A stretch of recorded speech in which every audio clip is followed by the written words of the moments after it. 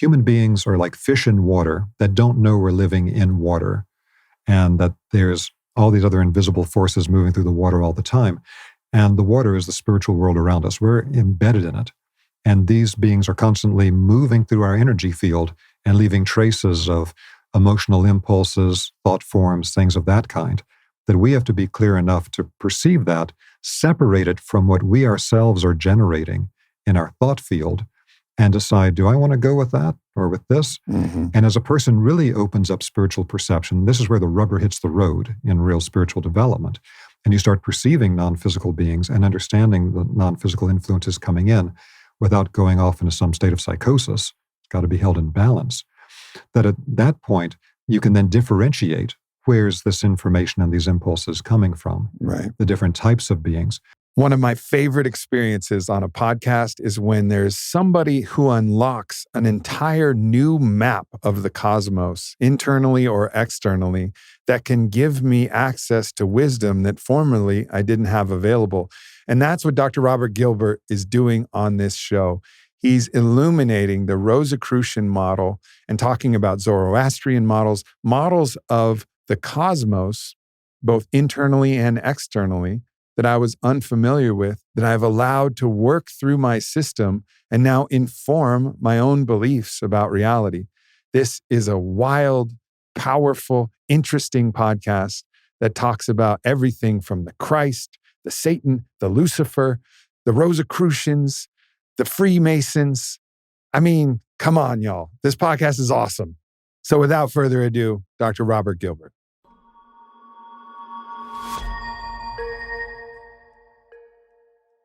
I always open with a prayer that, may these words find the people who need them the most, and may this transmission be in service of the good of all and all of life in the cosmos, and just find the ears and the hearts, particularly the hearts and the minds that are ready to be lifted, supported, evolved, liberated, whatever the medicine may be. We understand that we're here in service to a greater purpose.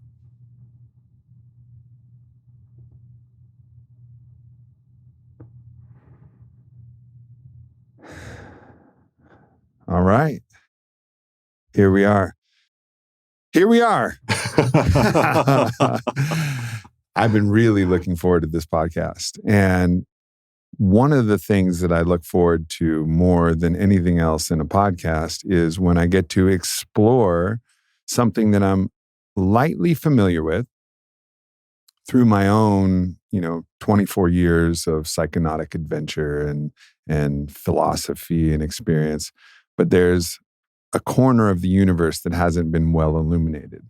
So I went deep into the Kybalion and got to explore the Hermetic principles. And, yes. And it was yes, amazing. Or Mahayana Buddhism or the Wisdom of Solomon or something new that I get to explore. Yeah. And I feel that emerging with the Rosicrucians and also the relationship between the Rosicrucians and Gnostic Christianity. So let's just start with a cursory understanding of what I mean and what is meant by saying the word Rosicrucian or Gnosticism.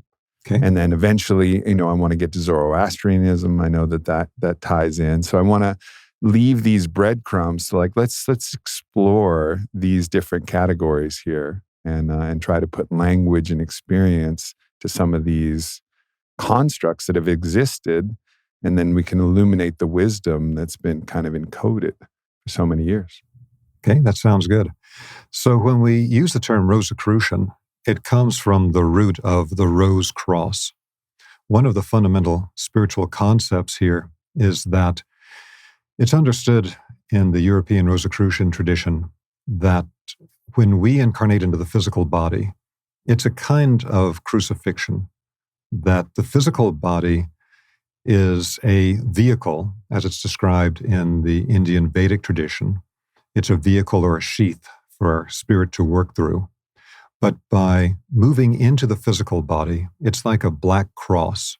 It's a concept that you find in ancient Greece as well, where they would say in Plato's writings that the world soul is crucified on the world cross, and that the human being is crucified in the cross of the physical body. So it opens up particular experiences and education for us in a physical body, but it also opens us up to potential suffering in a physical body. Or ecstasy. Potentially, yes. Potentially? When was the last time you had sex? Come on, doctor. It's there. It's available. Absolutely. But if we're going to understand where they're coming from with the Rose Cross concept, the foundation of it is that the physical body is like a black cross that we incarnate into of the 4 elements. And then what we can do is we can activate the energy centers of the physical body, like you're talking about with sex, with tantra, etc.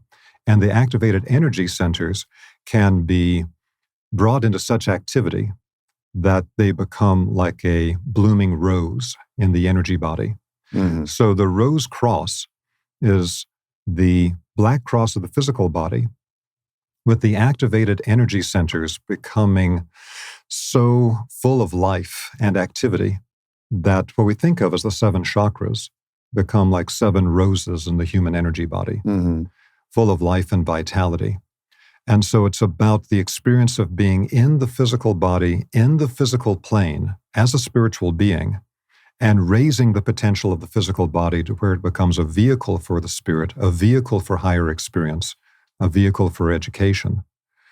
And so this rose cross idea then became the image for a particular group of spiritual initiates in Central Europe. What time? Roughly 500 years ago, the early 1500s, we began to get the publication of certain texts, mostly around present-day Czech Republic, Germany, areas of Europe. And they described that there was a hidden group of initiates, the Rosicrucians, that had this very advanced knowledge. If we're to understand this in a larger context, though, we need to understand that there are certain universal Hermetic principles and teachings that have been around for thousands of years. And most of the time, we trace them back to ancient Egypt with the original Emerald Tablet and the classic Hermetic teachings. And so it's understood that those teachings... Which is probably just Egypt taking credit for a lot of shit that happened in the Atlantean pre-Diluvian times. Exactly. But, all right, we'll give Egypt credit. Right. But I mean, if we go back to the Greek teachings, because some of the deeper teachings from Egypt weren't recorded in anything that we have access to today in Egypt. They were recorded by the Greeks who went to Egypt. And so that's where we find the writings of Plato. And so in Plato's dialogues, he mentions about a Greek named Solon who went to train in the Egyptian temples. And the Egyptian priest is basically making fun of Solon and saying, you Greeks are like little children. There's no ancient knowledge among you. Our knowledge goes all the way back to the previous epoch, and it goes back to ancient Atlantis. So the whole concept of Atlantis is something that we get from the Egyptians as brought to us by the Greeks. But the idea is that there are certain universal principles of life and of spiritual development and understanding who am I, why am I here, what's the purpose of all this, that the expression of it will change form in different periods of human history. So the form that it took in the old Egyptian epoch was a bit different than what it took in the Jewish Kabbalah and a bit different than how it then appeared in Greece and Europe. And by the time we get to the 1500s, it really took the form of the Rosicrucian tradition in Europe. Why do you think they chose the metaphor, basically, of the crucifixion? Because it seems like, and again, you could feel my bristling at the idea of the incarnation being a crucifixion, because crucifixion is a very dark thing. It's a very, very fucking dark thing. And it's a very painful thing. When your hands are nailed, your feet are nailed, your, whatever the fuck else is happening on the cross. It's a nightmare. Basically, right? So, and this is Gehenna suffering in Buddhism, but there's, other ways to look at life as the way, to actually experience erotic life force energy through the body as a vehicle to actually, wow, I can smell, I can touch, I can taste. Why do you think they chose the crucifixion? And obviously, I think by placing the rose in there, they're actually doing a form of alchemy. Yes, exactly. To the crucifixion. And exactly. I think that may be where it's lying. So it's maybe actually, so I'm curious as to like why they chose that crucifixion as a metaphor, and then what the rose means and how that actually performed the alchemy that I'm intuiting that is what was going on. So what's been done for thousands of years in spiritual traditions is that certain experiences that one has on higher levels of spiritual initiation then get translated into a type of image, often a visual image, that is what my teacher from the Clear Vision School of Australia, who was the French medical doctor Samuel Sagan, he would refer to as the principle of the packed thought form. So certain things that are non-physical principles can be experienced in a download or in a spiritual experience in just a moment. It's like a eureka experience where you can perceive a tremendous amount of higher information in a moment's transmission. Mm-hmm. And so this packed thought form can take the form of a visual image. So a literal image of a black cross with 7 red roses coming out of it was the way that they expressed this direct experience that from being out of the body in the spiritual world and moving through the stages of condensation to end up in a small, helpless infant's body, in a physical body, in what in the Hindu tradition they call the sheath made of food, to get reduced in scale to that level and put into this localized physical matrix is something that does feel rather like a crucifixion. It is a being placed in the much more expansive spiritual body into the small physical container. And in that physical container, certain suffering is possible. It's one of the ideas that I think a lot of people have is that like we're a vessel for the soul. And when you break the vessel, then the soul gets to leave. But actually, the soul is present always. So actually, our essence, our life force, our soul self exists in embodiment. Yes. And also, it's not like it leaves the body and then all of a sudden it's realized. It's always there. Yes. But there is an aspect of the flesh bringing in all of the levels of suffering in the mind, the personal mind, the separate self mind that brings in all the levels of suffering. So there's the physical stimulus of the pain. There's the mental stimulus of the separate self pain, that then can create suffering due to the resistance to that pain and the relationship to that sensation. But I think it's the way that I've always seen it is that it's not like we have a soul that gets released. It's like we have a soul that's always there and it's participating in the body form. Is that in alignment with the teaching of the Rosicrucians, or did they have more of all right, everything's packed into this body, and then if you kill the body, then it's all released? No, it's very much a question of their understanding was that we have to have the experience of incarnating into the physical body, into a series of physical bodies over time to get the education of the soul and to grow the consciousness and to grow the level of siddhas or powers that a person can have through that experiential base. So the physical incarnation is absolutely necessary because there's also in some spiritual traditions, the idea that, well, maybe the physical world is just a maya, maybe it's just an illusion, maybe we just get off the cycle of karma and reincarnation and don't come back because this can be a plane of suffering. But the Rosicrucian view of it... Those people aren't having enough fun. That's exactly right. So the Rosicrucian view is, no, we have to incarnate into the physical body. And we have to also understand that at that time, this was at the very beginning of the Protestant Reformation, and there'd been a lot of suppressing of free spiritual activity in Europe for a long period of time with the Catholic Church. You don't say. And it was all based on, the nobility of suffering and not having the freedom to have any experience or experimentation with the conditions of the physical body or physical life. It was very regimented and very restricted.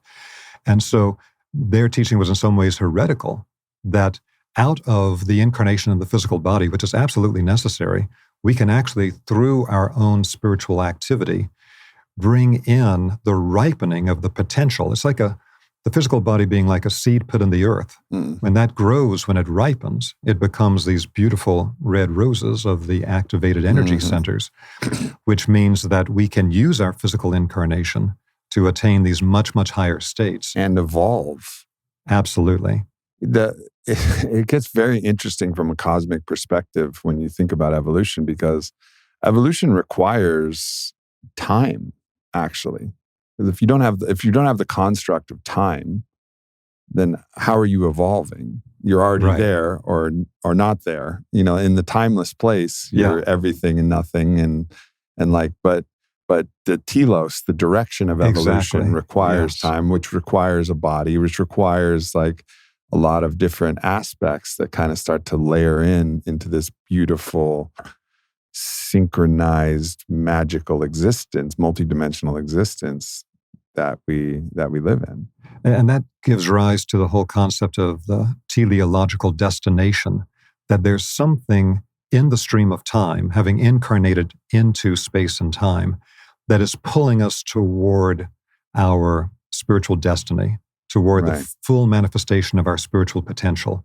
And this may come in all types of inspirations and dreams and downloads that we receive, but it's almost like there's something in the future, even though from a higher perspective, all the moments in time were simultaneous. But if we look at it from a linear perspective, the concept, like in the Greek tradition with the teleos, is that we're being pulled toward what we have as the full manifestation of our spiritual potential. When all of the 7 red roses are manifested in the human energy field. And so this shows that there's a type of alchemy that needs to be done while we're physically present, done in our consciousness, done in our energy, done in our activities. And then that gets into a lot of very specific types of practices that the Egyptians would do, that then transformed into the Jewish Kabbalistic and then transformed into the European tradition. And may have had even deeper roots, Atlantean roots that have spread through many different schools. That's what the Egyptians themselves said, is that this is all from Atlantis. Yeah, indeed. All right, so if I'm gonna try and make the leap to try and understand the relationship between the Rosicrucians and the Gnostic Christians. Yes. And what's the correlation and differentiation? So how do you disambiguate the Gnostic Christians and the Rosicrucians? So a lot of the Gnostic Christian tradition is really pre-Rosicrucian. It's around the 1500s that there's any public discussion of the Rosicrucians. And so what happened in the early Christian centuries is that nothing was formalized yet. People were receiving these tremendous spiritual experiences and downloads in their own direct experience of non-physical realities and trying to understand what's the nature of the Christ being, what's the nature of developing Christ consciousness, what's the nature of accessing the power of the sun, which is what they understood to be embodied with the Christ, the solar logos. How do we bring that power of the sun into ourselves to bring that spiritual fire and light and heat into our chemical process to maximize all of our potential of what we can become? And so there were many different schools of thought about what is this all about? How do we understand it? And so one of those became what we think of today as the Gnostic Christian tradition. And so this has to do with the different ways to perceive what is it to be incarnated on the physical plane? Why am I here? What's this about? And then to what degree is that something beneficial or not beneficial? Working with ideas in the Gnostic tradition like the demiurge, the dark lord of the earth.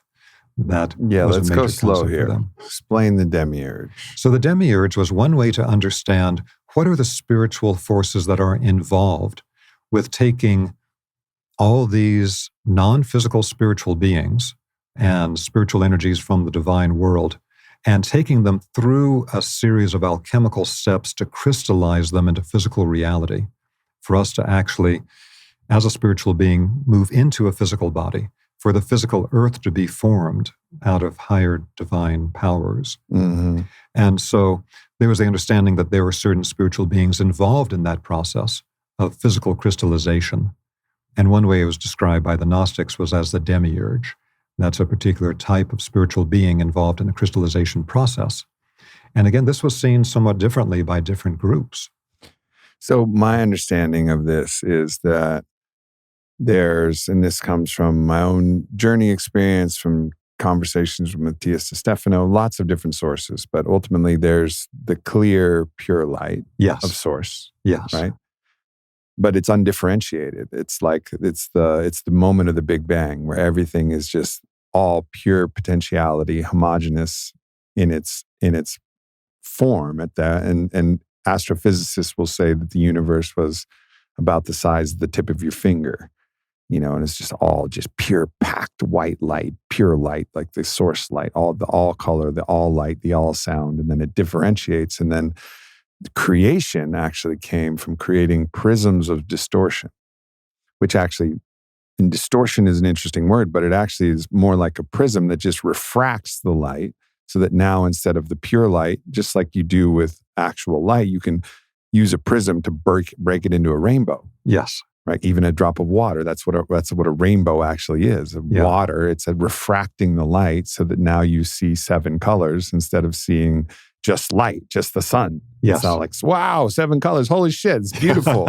Right? So it's like, it's the distortion is like the creation of the prism. So is that accurate to say that the demiurge is like the creation of these different prisms that refract the pure light?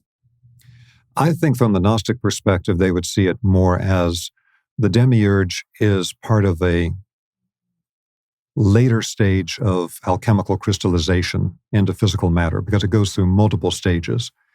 So if we look at it from probably the easiest way to understand it today, the system that we use to understand different planes of creation and this alchemical step-by-step process today in the West is basically from the Theosophist.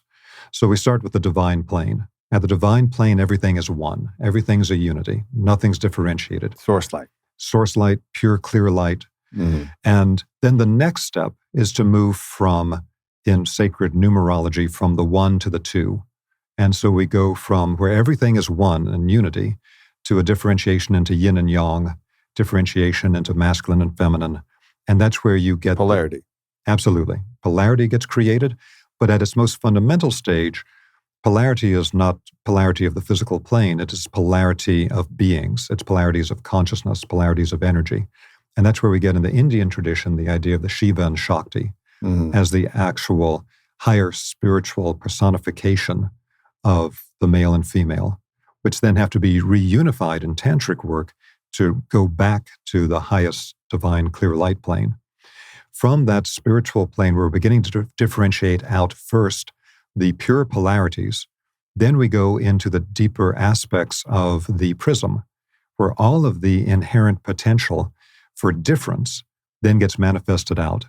And you then go from spiritual plane to the causal plane, where it would be understood that through our actions, we create our karma. We have particular patterns in our life, certain things that we have as potential, certain things that our teleos is drawing us toward to manifest as a fully awakened, activated siddha or power.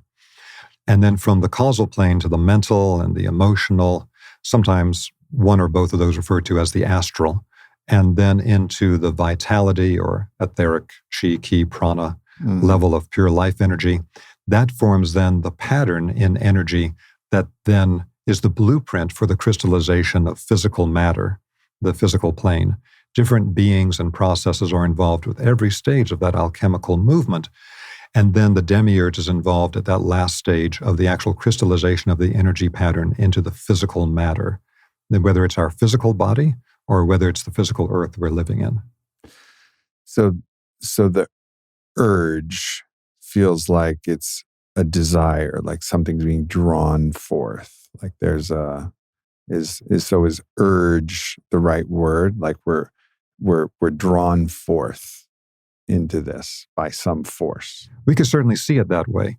in the original language, the demiurge, it may not be as involved with the English concept of urge, but certainly it was understood that there was always a desire nature involved in it, because there would be no life if we didn't have the desire to unify with the other and then bring forth new life, which only happens through the alchemical merger of opposites.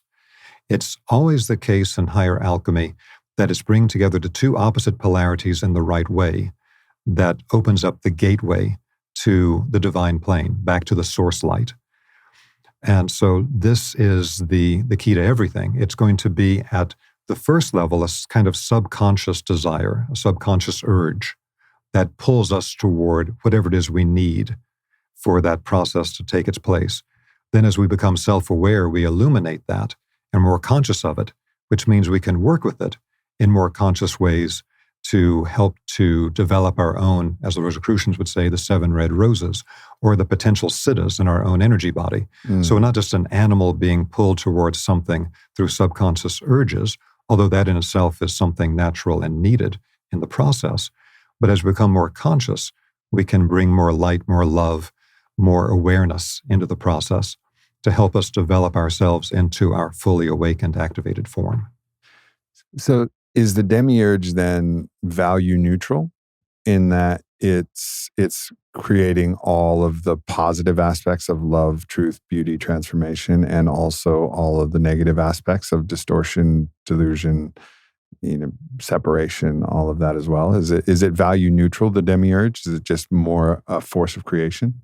In many aspects of the Gnostic tradition, it's viewed as something negative. It's viewed as a force that pulls us down into darkness and some type of over-manifestation, over-materialization. But again, this is seen differently by different groups and sects within things. Like when we use a term like Gnostic, it actually pertains to many different groups and teachers and people having direct experience of it. So some may see it as a more negative thing, and you can find Gnostic teachings that really see the demiurge as a type of opposition force that we have to overcome. But it could be seen by others as an absolutely essential part of the process of a full alchemical movement from the clear light unity space through all the different planes into crystallization on the physical plane, which actually gives us the potential for freedom. And this then leads to one of the most important concepts of the Rosicrucians that I hope things make sense of the whole process, which is one of the most advanced Rosicrucian teachers ever to go public was Rudolf Steiner. And so Steiner had the idea that if you look at the Gnostic teachings about the spiritual beings that are around us all the time, that then developed into esoteric Christianity, we have an understanding of multiple ranks of angelic beings above us, angels, archangels, archai, etc. Seraphim.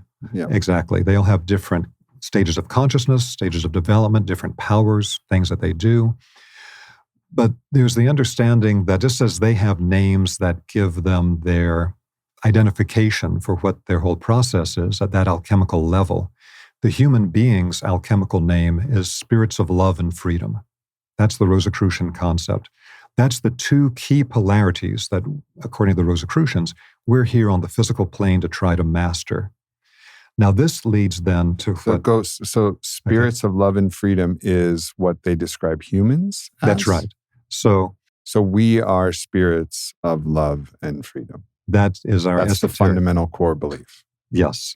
And that is all about what we're here for, because these are two opposite siddhas, two opposite powers, two opposite abilities. So why are love and freedom opposites? Because the love is understood as the force that makes us want to unify with another being and return to the clear light, the one stage, in complete unity. And the freedom is the ability to separate out of that. So as my teacher, Kabbalist, mystic teacher Mark Gaffney would say, it's the forces of allurement, the drawing towards, and autonomy. Yes. To actually be distinct and sovereign. That's right. Allurement and autonomy, love and freedom. Yes. And we can also see that in terms of this alchemical ladder from the divine plane of complete unity and merging at the top, where we're not a separate being there. We're a part of the complete one. And then at the most crystallized level on the physical plane, in a sense, we're the most free, or we're the most separate. Yeah. This could also be seen as a type of suffering by some traditions, but we are the most separate, but it gives us the most freedom. And so understanding that we're spirits of love and freedom is how do we hold a balance? It has to be a dynamic balance between these things. Now, in the Chinese tradition, they talk about the heart pains, like the 9 different heart pains. These are the things that we associate a lot of pain and suffering with in our lives. And that's because we're always searching for the other. We're searching for that perfect relationship. We need that other person to merge with to be able to reach the divine plane when the 2 polarities become one. And we merge so deeply with the other in love that we can't tell ourselves apart from the loved one. And that's like the highest spiritual experience that we have in Tantra and love and sex. Sure. It's what we all seek. Now, there's an aspect in this of that merging that, again, this concept coming from Dr. Samuel Sagan, my late teacher from the Clairvision School in Australia, he had this idea of combinessence. So you may be doing an advanced spiritual practice, maybe you're doing a lot of psychotropics, but you're perceiving a certain non-physical reality on a higher plane. Mm-hmm. That physical reality may appear to be one large being, great radiant being of light on a higher level that you're directly perceiving. But then you see that out of this great being of light, other smaller beings begin to move out of that larger composite being. And you begin to understand that this being is a composite of multiple beings. Just like we are a composite of trillions of cells. Exactly. And so this idea of combinessence is that out of the physical body and these higher non-physical realms and planes, beings can actually have the love, the unity impulse to where they merge so fully that they appear to be one great light being. But they still have the freedom to separate back out, to have an independent path of action. Now, the microcosm of this in our physical lives is trying to find the right romantic love connection so we can have the perfect alchemical tantric merger where there's no separation with the partner. And we have that feeling again of that connection to the divine, to the unity stage. That's why like the best sex is always said to be like a spiritual experience. But at the same time, that won't work out unless we have enough freedom in our lives to pursue our own path in the midst of that. And so, again, spirits of love and freedom is the core Rosicrucian concept of what we're all about. How do we have the perfect development of both so we can merge and combiness with the partner when we choose and return to the divine one state and still have the freedom to separate out and take our own path when we choose or when we need to. Yeah, there's a recognition of the beauty of even with the suffering and even with the pain and all of that, we are in a stage of radical freedom because of the degree of separation that we've gone from unity with the source field. We have maximum separation at this point in time. And also the ability through different technologies, whether they're psychedelic technologies or whether they're psychonautic technologies or breath work and dance or sexual tantric technologies. We have ways that we can find the merger, but also abide in radical autonomy as well. So it's a very, I've always felt like human beings are in this kind of like, we're in this kind of golden zone of having the full potential to go radically merge with the one, with the source. Absolutely. And also radical autonomy and sovereignty. And to understand that and to say like, yeah, there's a lot of things that are challenging, but there's also a great beauty to this place that we are right now because we really have all access to the full gamut of expression of what life and evolution could look like. And there's the beautiful encapsulation of this in the statement by Khalil Gibran in The Prophet, where he says, our pain is the breaking of the shell that surrounds our understanding. And so it's understood that the suffering on the path is finite, but the gifts of the path are infinite. And so we have to see that suffering aspect as something that is contextual. And we can develop to the point that we get into more non-resistance to the suffering that is incumbent in physical experience on this plane, because we're so focused and so understanding of where this is bringing us to something that is so beautiful and so empowered to become, as the Rosicrucians would see it in their tradition, a spirit of love and freedom that now is a free agent in the universe to be able to go anywhere and do anything at the end of our process of development here in this crystallized state. Mm-hmm. Yeah, it's beautiful explication. All right, so if I'm understanding Rosicrucians, then they've sourced some info from Gnostic Christianity, sourced some info from Egyptian mythology, which was again sourced from Atlantean mythology and spiritual concepts, Hermetic principles, which may go all the way also back way farther than the Egyptian, way farther than all of this.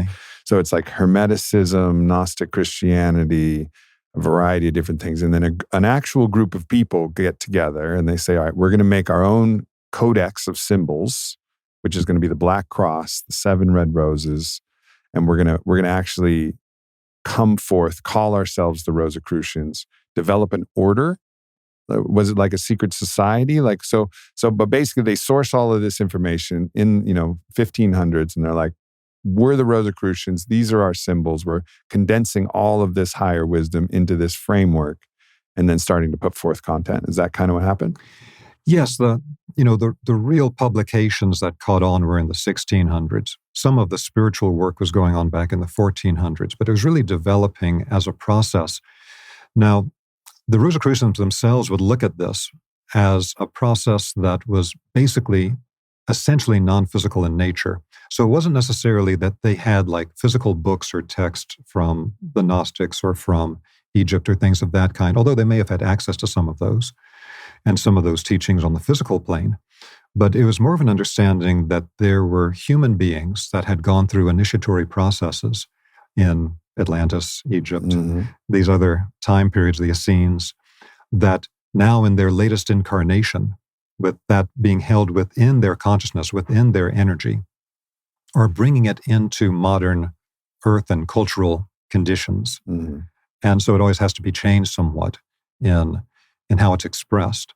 And so they develop new images based on that, new expressions of it, new terms. And so the esoteric group really that the Rosicrucians came out of after the early Christian centuries was the Holy Grail tradition. Now, the primary way of representing the Holy Grail tradition was in the Grail cup, but it was understood that there is a toroidal energy field around a human energy body that's shaped like a Grail cup, open at the top, coming into the heart at its narrowest point, and then spreading out at the bottom. And that toroidal field then circulates around the human energy body. That the Christ being is a force related to the alchemical power of the sun that can be brought in from the areas above the human head in tantric practices and brought in to the top of the Grail cup of our own body and our own energy field and circulated inside as a way to develop ourselves to a higher alchemical state. Now, that Holy Grail tradition then went from its origins around the 9th century into then about 500 years ago with the Rosicrucian order in Europe and began to use this new imagery. It's all an alchemical process moving forward. But this was then understood among the Rosicrucians that there was no real physical group or order as a physical institution. It wasn't like a church or something where they had like some particular church they get together with. So it wasn't like the Masons? Not really. Now, there's some connections between the Masons and Rosicrucians, but that gets a little bit more complex. Bracket that for later. We'll bracket that for a little bit later. I want to talk about the Masons because I saw you talk about them a little bit. Yes. But in the beginning, it was really that these people who had been initiates in the earlier times were now incarnating into Central Europe. And they carried with them the fruits of those earlier incarnations. They held it inside of themselves as siddhas and knowledge. And the core of the Rosicrucian tradition, this is why it was not accepted by the Catholic Church and things like this. The core of it was that you don't go through any external human being or physical institution to connect a spirit. You connect a spirit directly up your own energy column. You connect to higher worlds, higher beings, spiritual inspiration. You don't have to go through an intermediary. It's all about hard to direct make money connection. if you don't have an intermediary. Exactly. Catholic Church didn't appreciate that at all. Yep. Yeah, that was taking away their power. And again, one reason that this Rosicrucian reformulation of the Grail tradition happened around this time is it was the beginning of the Protestant Reformation. There were people saying, we want to still have an understanding of the Christ impulse, but we don't want to be stuck in this authoritarian control structure that the Catholic Church has created. So it's around that time, the Rosicrucians come out. Now, we have to remember that in the Grail tradition, there were certain Grail groups in Europe, like the Cathars and the Albigensians and the Bogomils, that were killed by the Vatican armies. That's where we get the whole statement about kill them all, God will sort them out. That comes from a statement by one of the generals of the Vatican armies that they're going to kill every man, woman, and child in the Grail communities in the south of France, and God will know his own. So this had been savagely suppressed and murders by the Catholic Church and the Vatican for years. And so that was part of that earlier Grail time, now moving into the Rosicrucian time. And they're riding on the wave. This is like an early form of an inquisition against these Gnostic Grail. Oh, absolutely. And I think one of the tricks that, and we'll talk about the force behind the tricks of, empire, Ahriman, and then these kind of energies. And I'm very excited to get into that. But I think one of the tricks is they've tried to trick us into conceiving of these things as literal, right? Yes. Like the people who are looking for the Grail were actually looking for a cup. Exactly. And the cup had magical powers. Yeah. And then because the cup held the blood of Christ. No, the Christ energy is the energy of the source light that comes, pours through the crown, opens the heart. And it is the secret to immortality because you merge with the source field of all life, eternal life. Yes. Yes. So yes, it is. But this is a metaphor. This is not about a cup. This is not Indiana Jones. That's right. Where there's a special little cup and it's a cool story and whatever. But even that story is a metaphor. Yes. And everything is metaphorically understood. And actually, the suppression was not against actual people who were looking for an actual cup. It was for people who are living and abiding by this idea that undermined the power structure Absolutely. of the church at the time. Absolutely. That's exactly the case.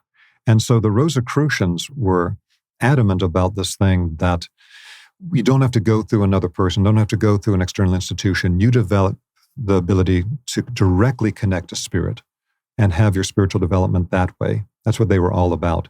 But there was no physical organization to join. That was like a big thing for the Rosicrucians. We don't have a physical organization for you to join. That only came later. A few hundred years later, we began to have in Europe and North America people creating Rosicrucian organizations based on these principles, but they somewhat formed them on the ideas coming from the Freemasons, like a series of initiations and grades. And that can be beneficial for certain people at certain times. It also exposes you to attack.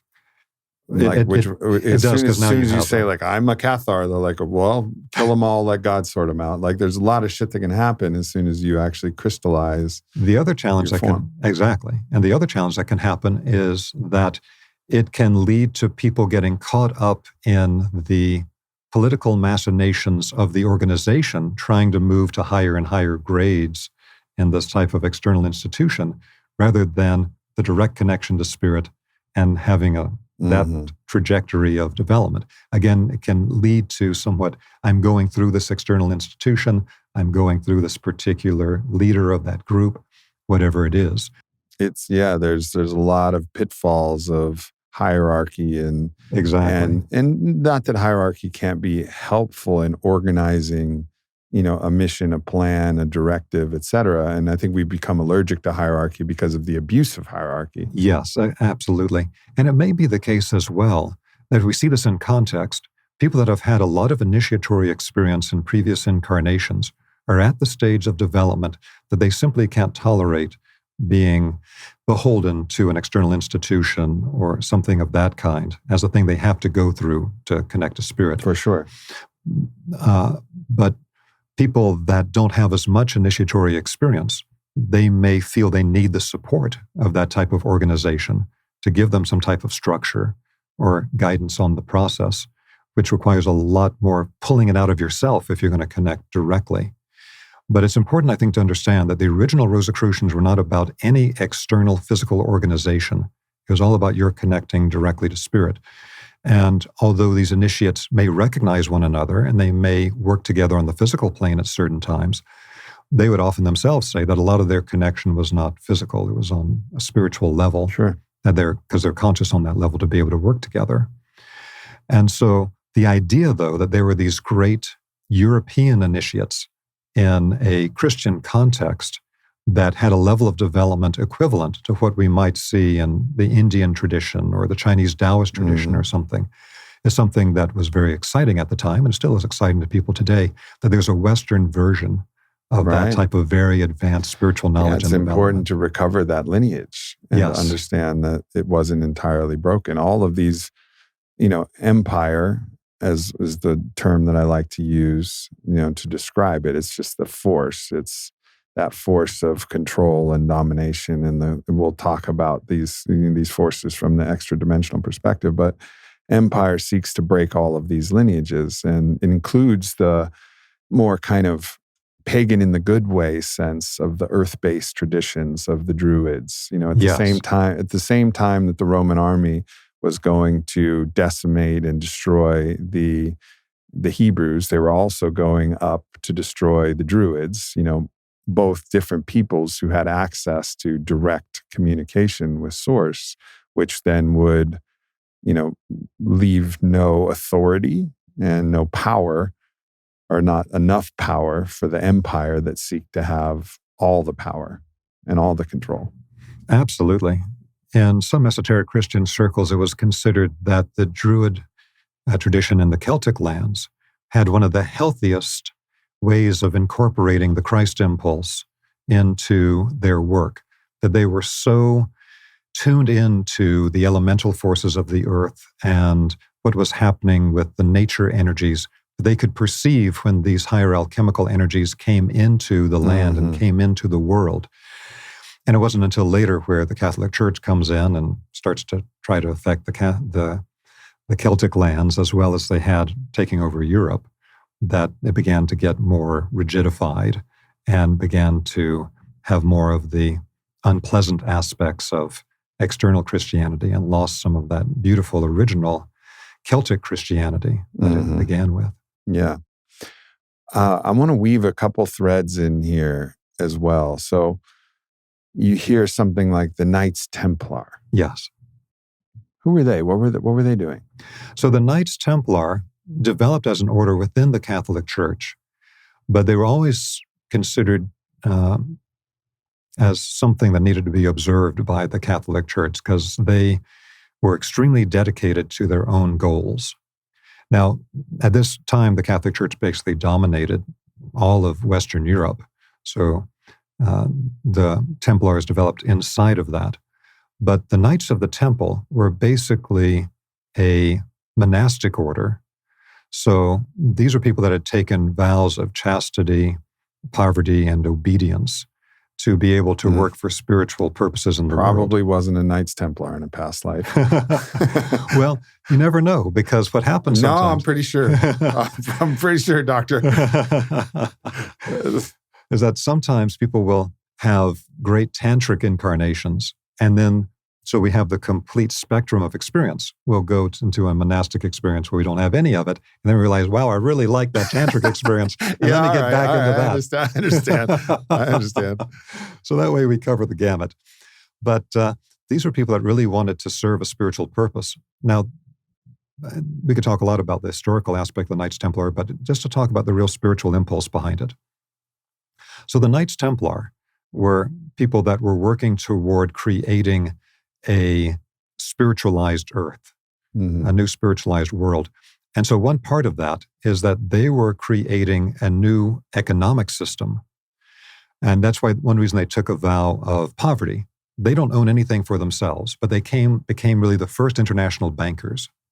And so you could deposit money, gold, whatever, with Knights Templar in one city, and then you get a note, and you could then get it out in another city in Europe.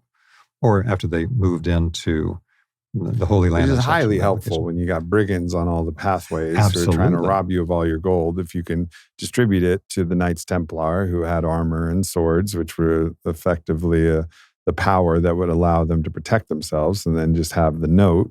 Exactly. And then you could, And so they were creating a type of new economic system to be able to fund people doing spiritual activity, people being able to manifest good things in the world, but they didn't take any of it for themselves.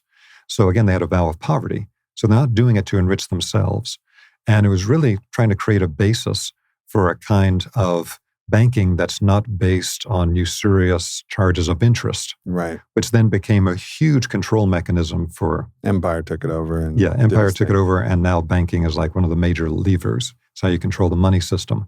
But they were trying to create something on a completely different level, with money being understood as one of the great levers of power, and to be able to manifest spirit on the earth itself. Now, what happened, unfortunately, is that all kind of things happened. And but I feel like they had something to do with the Grail tradition. They absolutely did.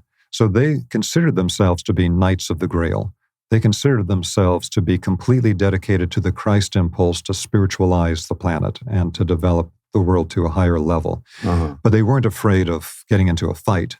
So they became one of like the elite units in the Crusades. Man, if they just had a little more sex, I think I might have been a Knights Templar. You'd have been into it. I'd have been into it. Because I'm with them. I'm with them. I like fighting. I like all these ideas. And it actually reminds me of what's this movement for decentralized currency and cryptocurrency, which is obviously now contesting against central bank digital currency, which is Empire's version of controlled currency. Yes, exactly. Democratized and decentralized currency. Yes. So it's almost like those who are fighting for these, crypto and decentralized currency are the new Knights Templar in a way.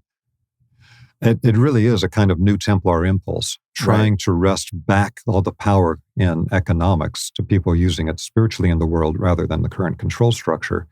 And unfortunately, of course, as everybody knows what happens to the Knights Templars, they were destroyed by the Catholic Church. Empire got them. The Empire got them.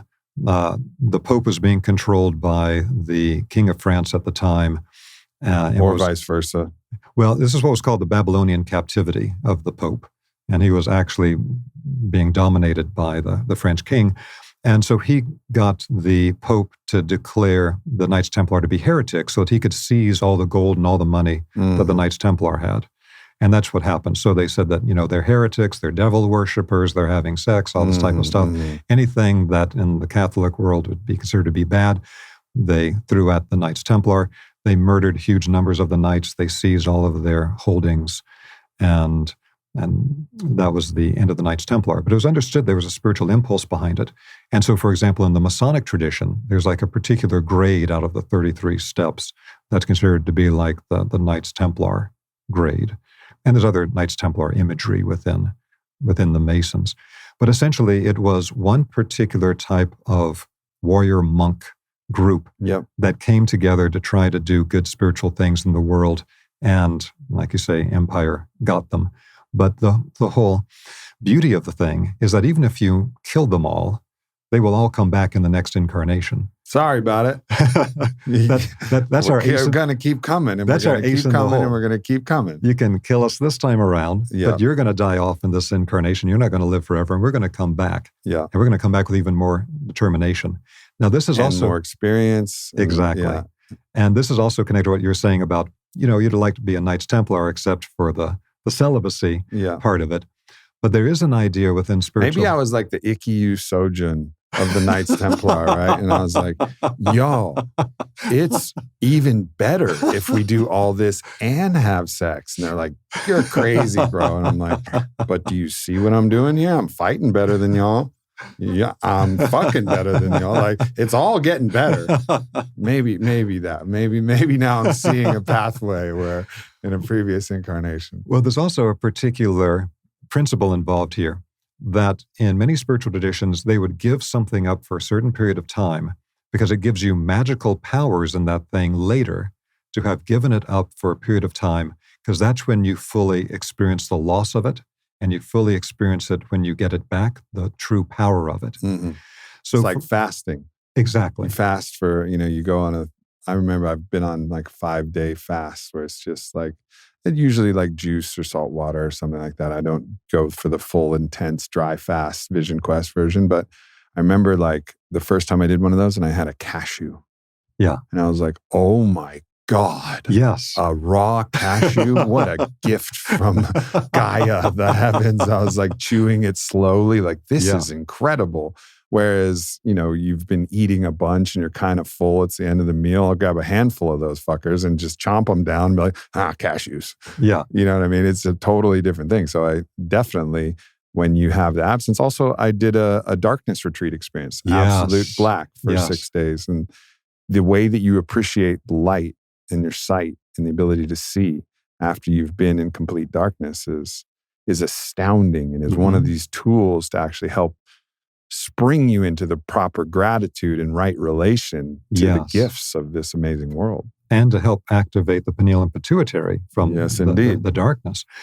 Another example of this is the vow of silence. So it's like some medieval monks would take a vow of silence, because by doing so, they became hyper aware of speech. And the idea was that they would incarnate at a later time with a magical power of speech, abilities to speak higher than the average person because they gave it up. So for a person that went through a period of celibacy, now this may be interpreted at that time, like in the Catholic Church, in a different way, but the real spiritual principle behind it was by giving it up, you then, when you get it back later, understand it in a completely different way, that you can do much more with it than you could before when you kind of took it for granted.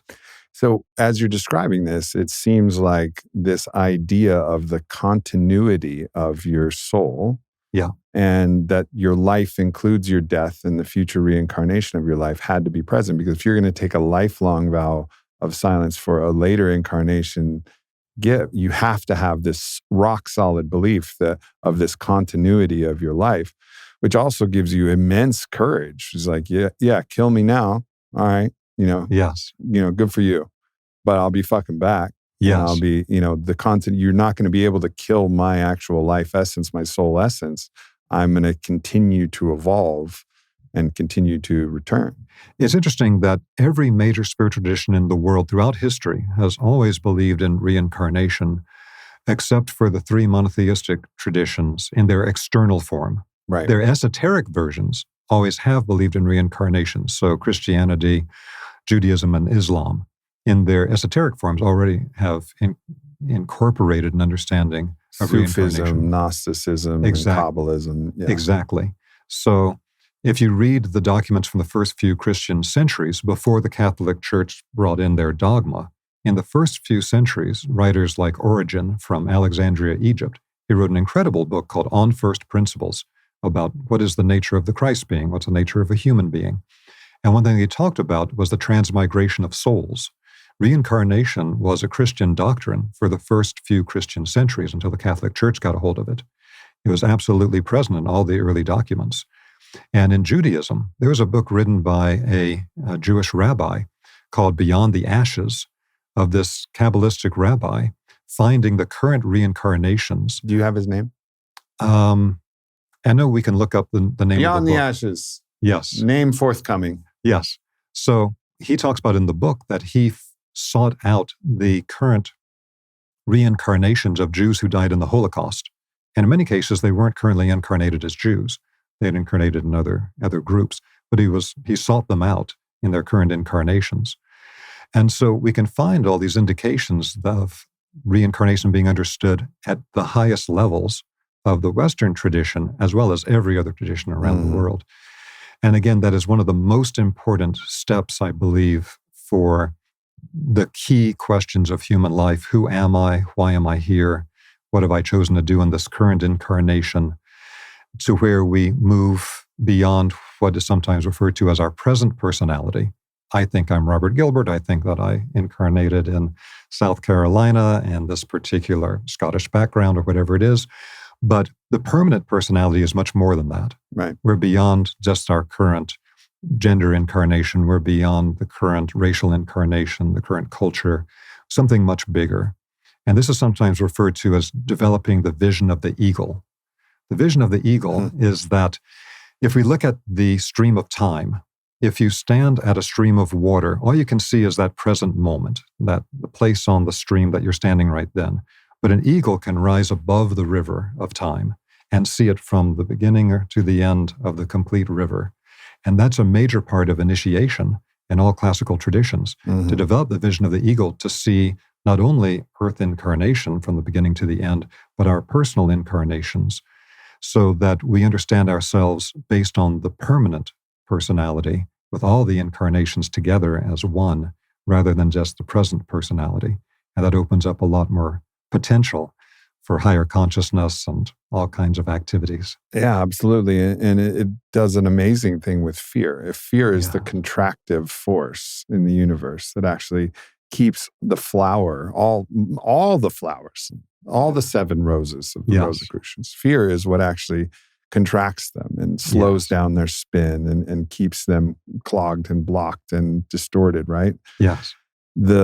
This continuity of the self actually starts to loosen the grip on all of these fears, so that you're actually really free to start to flourish, because the temporal fears of this one finite incarnation then are extended into a longer strand, so that actually your deeds, your lessons, everything that you've learned, everything that you've evolved in your own life will carry forward with you. Yes. Into all lives going beyond this one. And once we understand that, not only does it change everything in our current lifetime, knowing that we're more than just our present incarnation as part of a much larger thread, it also allows us to understand what they were doing in some of the earlier traditions with some of their very advanced spiritual practices, and using things like sacred geometry, that there would be certain patterns that you could activate in your energy field, or you could stabilize in your energy field, that help you to hold on to the siddhas, the gifts, the knowledge from the previous incarnation in the next incarnation.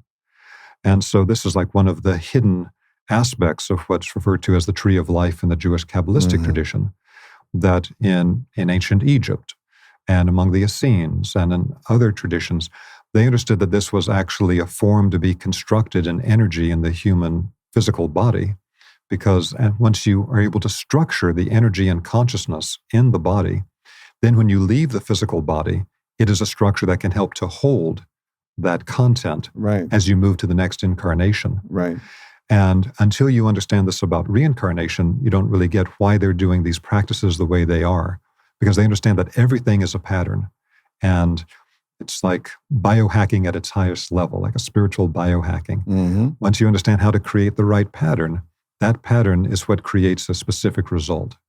And that's the language of sacred geometry. It's beautiful to think of it in that way, because you're like reinforcing and reifying a pattern that exists beyond the locality of the body. And you're saying, like, I am this pattern. And if I strengthen all of the energy centers of this pattern, I will be a being that can carry forward, and all of the information can be coded and kind of distributed in a way into this pattern that strengthens the pattern and the geometry of it. Yes. And then when that geometry comes into a new form, it will still be intact. And then the form will then, acclimate to the pattern that's already been established. Absolutely. One of the great examples of this in modern times is a Greek Christian Hermetic initiate, Stylianos Ateslis, who was known to the public as Daskalos. And Daskalos was a Greek initiate who became known to the public in the 1980s, when a book was written about him by a professor from the University of Maine. But he had incredible abilities. Daskalos was known for his ability to dematerialize parts of people's bodies that he was working on and rematerialize that body part in a completely healed form. He was known for being able to read, write, and speak every ancient language he knew in previous incarnations. He could do fully conscious out-of-body travel, and from an out-of-body state, he could rematerialize an etheric hand to manipulate physical objects from an out-of-body state. The kind of very advanced things we normally associate with some Eastern initiates. because these Western initiates that have these powers don't like to be known publicly. There's no structure to contain them in the Western world the way that they exist in things like India.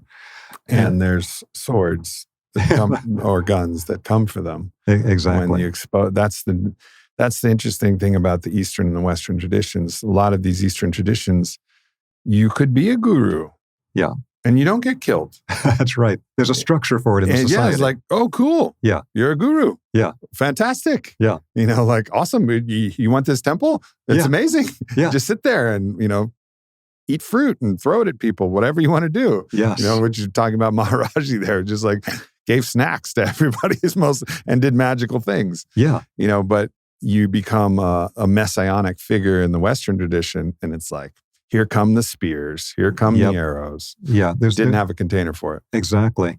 And so... Didn't have a story for it. The story is the container. That's right. And so Daskalos, he had these incredible abilities, and people would ask him, how did you develop these abilities? And he said, I didn't develop them in this lifetime. I developed them through what I learned to do in the Egyptian temples thousands of years ago. And he described the way that it was the Egyptian precursor to what later the Jewish Kabbalistic tradition called the Tree of Life, and at that time was referred to as the symbol of life, was constructed in the human energy field. He said, because I was able to create this to such a degree in the Egyptian initiations, I don't lose my knowledge of my previous incarnations. That's why I remember all the old languages, and I remember who around me was who they were to me in a previous incarnation. He doesn't lose the knowledge, he doesn't lose the abilities. So when we see it from that perspective, some of these very esoteric practices of building these structures in the energy field make a lot more sense. And they also show us how we in our present incarnation can do things that will lead to better conditions in our next incarnations. And so that's something I think is very important, because today, particularly with psychotropic culture, people are getting more and more interested in sacred geometry, because what it is... Because you see it? Yeah, you directly perceive it, right? Right. And you get all this beautiful psychotropic art that's happening today of people like in their DMT experience or whatever. This is what I'm seeing. But these are patterns that often you can find from ancient cultures. They were perceiving it too, because this is the angelic language. This is the thought forms from the mind of God. That is the structural basis of everything in physical existence. And so there's a reason why we have this psychotropic renaissance right now. There's a reason why this is connected to the sacred geometry. And again, it all brings us back to spiritual science and to spiritual initiation in its current form that we're developing now in a very dynamic way at the present moment. Yeah. So when you were describing Daskalos, it reminded me a bit of my friend Matthias de Stefano. Are you familiar with Matthias de Stefano? Yes. Yeah. I haven't met him, but I know of him from you Gaia. got to meet him. Yes. We'll make that happen. Yes, That's wonderful. that must happen. Yes.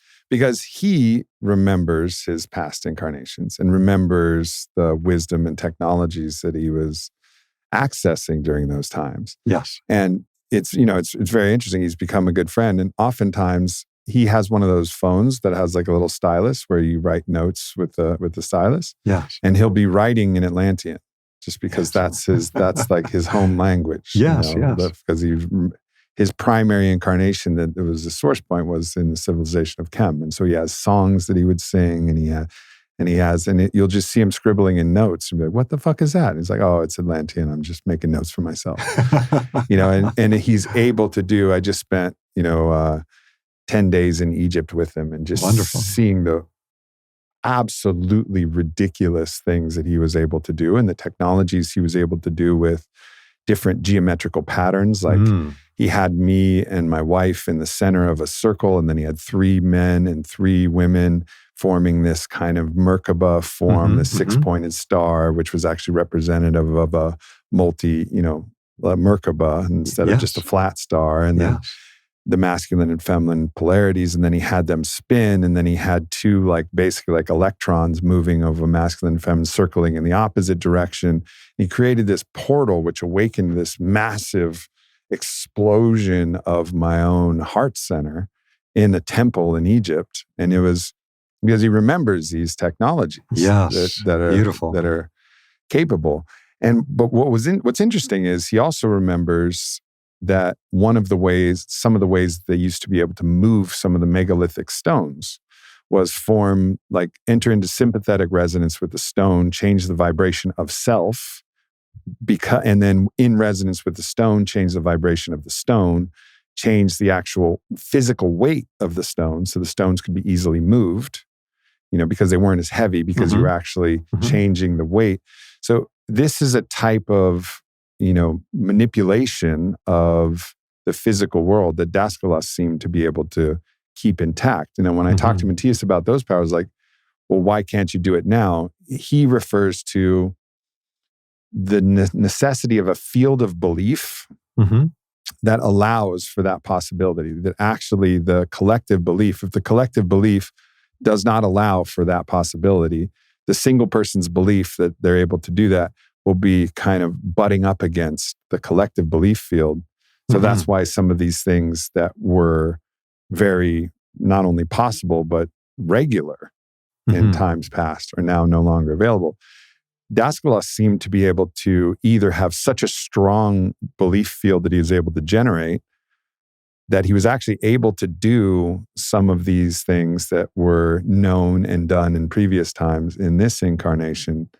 And so it seems like he had a particularly powerful ability. And there's other examples of people who have, had these abilities. Well, I think one of the key concepts here is about structuring the subtle body. Now, for me, this is like the $1 million idea that we hardly hear about anymore in metaphysical circles, that our subtle body is structured by every thought that we have, every emotion we have, every action we take. All of those things create particular types of energy emanations, particular vibrations, and they allow the subtle body to take on certain structures, for better or for worse. And so the ability to work consciously with structuring the subtle bodies, for some of the people to the level of a Daskalos, they've got it structured to the level they can still do some of these things. But to back up your point, Daskalos himself said there were things that he could do in the Egyptian times that he cannot do now, because he said the conditions on the earth have changed. So they become much more dense on the earth than they were previously. And he talked about the way that the vibrational forces, the etheric life forces on the earth have become more densified. And it's even for advanced initiates, it's a bit harder to do some of these miraculous levitation of stones things and such that they could have done much more readily 5,000 years ago. And so I think that this can be tied into the idea about the belief field, in that if we think of everything as being a vibrational resonator, every human being with the thoughts they're generating, the emotions they're generating, is emanating like a radio wave tower all the time and helping to construct the vibrational field in the world around us, that is affecting the etheric field of the earth itself, and can make some of these things easier or more difficult. One of the great concepts I want to throw into this from my teacher in Egypt, Dr. Ibrahim Karim, the founder of BioGeometry, is this idea that in the ancient traditions, they talked about creating a new golden age. And this is not an abstract metaphor. We literally can create a new golden age, because one of the energies we work with in biogeometry is something that's referred to as the higher harmonic of gold. So when you see these religious paintings of a gold field around the head or the entire body of an initiate, a halo. Yes, it's not a metaphor. It's a literal energy emanation of a gold quality. And so this is part of an alchemical transformation process. And so we can bring the energy fields of the earth up to this gold emanation and literally create a new golden age based on these principles. So through the structuring of our own subtle bodies and the development of the raising of our consciousness and energetic potential, it affects the world around us. And I think this is, again, another one of those tricks where people tried to reduce alchemy to a bunch of scientific kooks in the basement trying to turn actual lead into actual gold. Right. When actually, maybe that could have been possible, but the first requisite kind of process for the initiate was to turn their own etheric lead into etheric gold. Absolutely. So that they were vibrating at the frequency of gold, and then the very best of those adepts and masters could potentially manipulate base of lead in the physical density into actual gold. But that's like that's like the hypothetical master's trick. And at that point, when they're already radiating gold energy, they probably don't even care that much about gold. So that's right. You know what I mean? So you almost have to get to the point where you don't care about gold if you're going to make gold out of lead. Yes. So like we have it all backwards, but we tried to reduce it to this thing. Yes. And a lot of people probably fell for that path. Like, I want to make gold out of mercury or lead or something like that. Rudolf Steiner in the Rosicrucian tradition has a great term for this. He calls it occult materialism. And it's like, you deal with something that should really be a spiritual principle, but we get so materialistic. It's like, oh, well, can I make physical gold out of it and make a bunch of money? And again, my Egyptian teacher, Dr. Karim, says that the story of Midas is like the cautionary tale about this. He followed the wrong path, trying to make the physical gold, but then in the end, he couldn't eat anything, and he died because everything he turned gold. The real gold of life into lead. Exactly.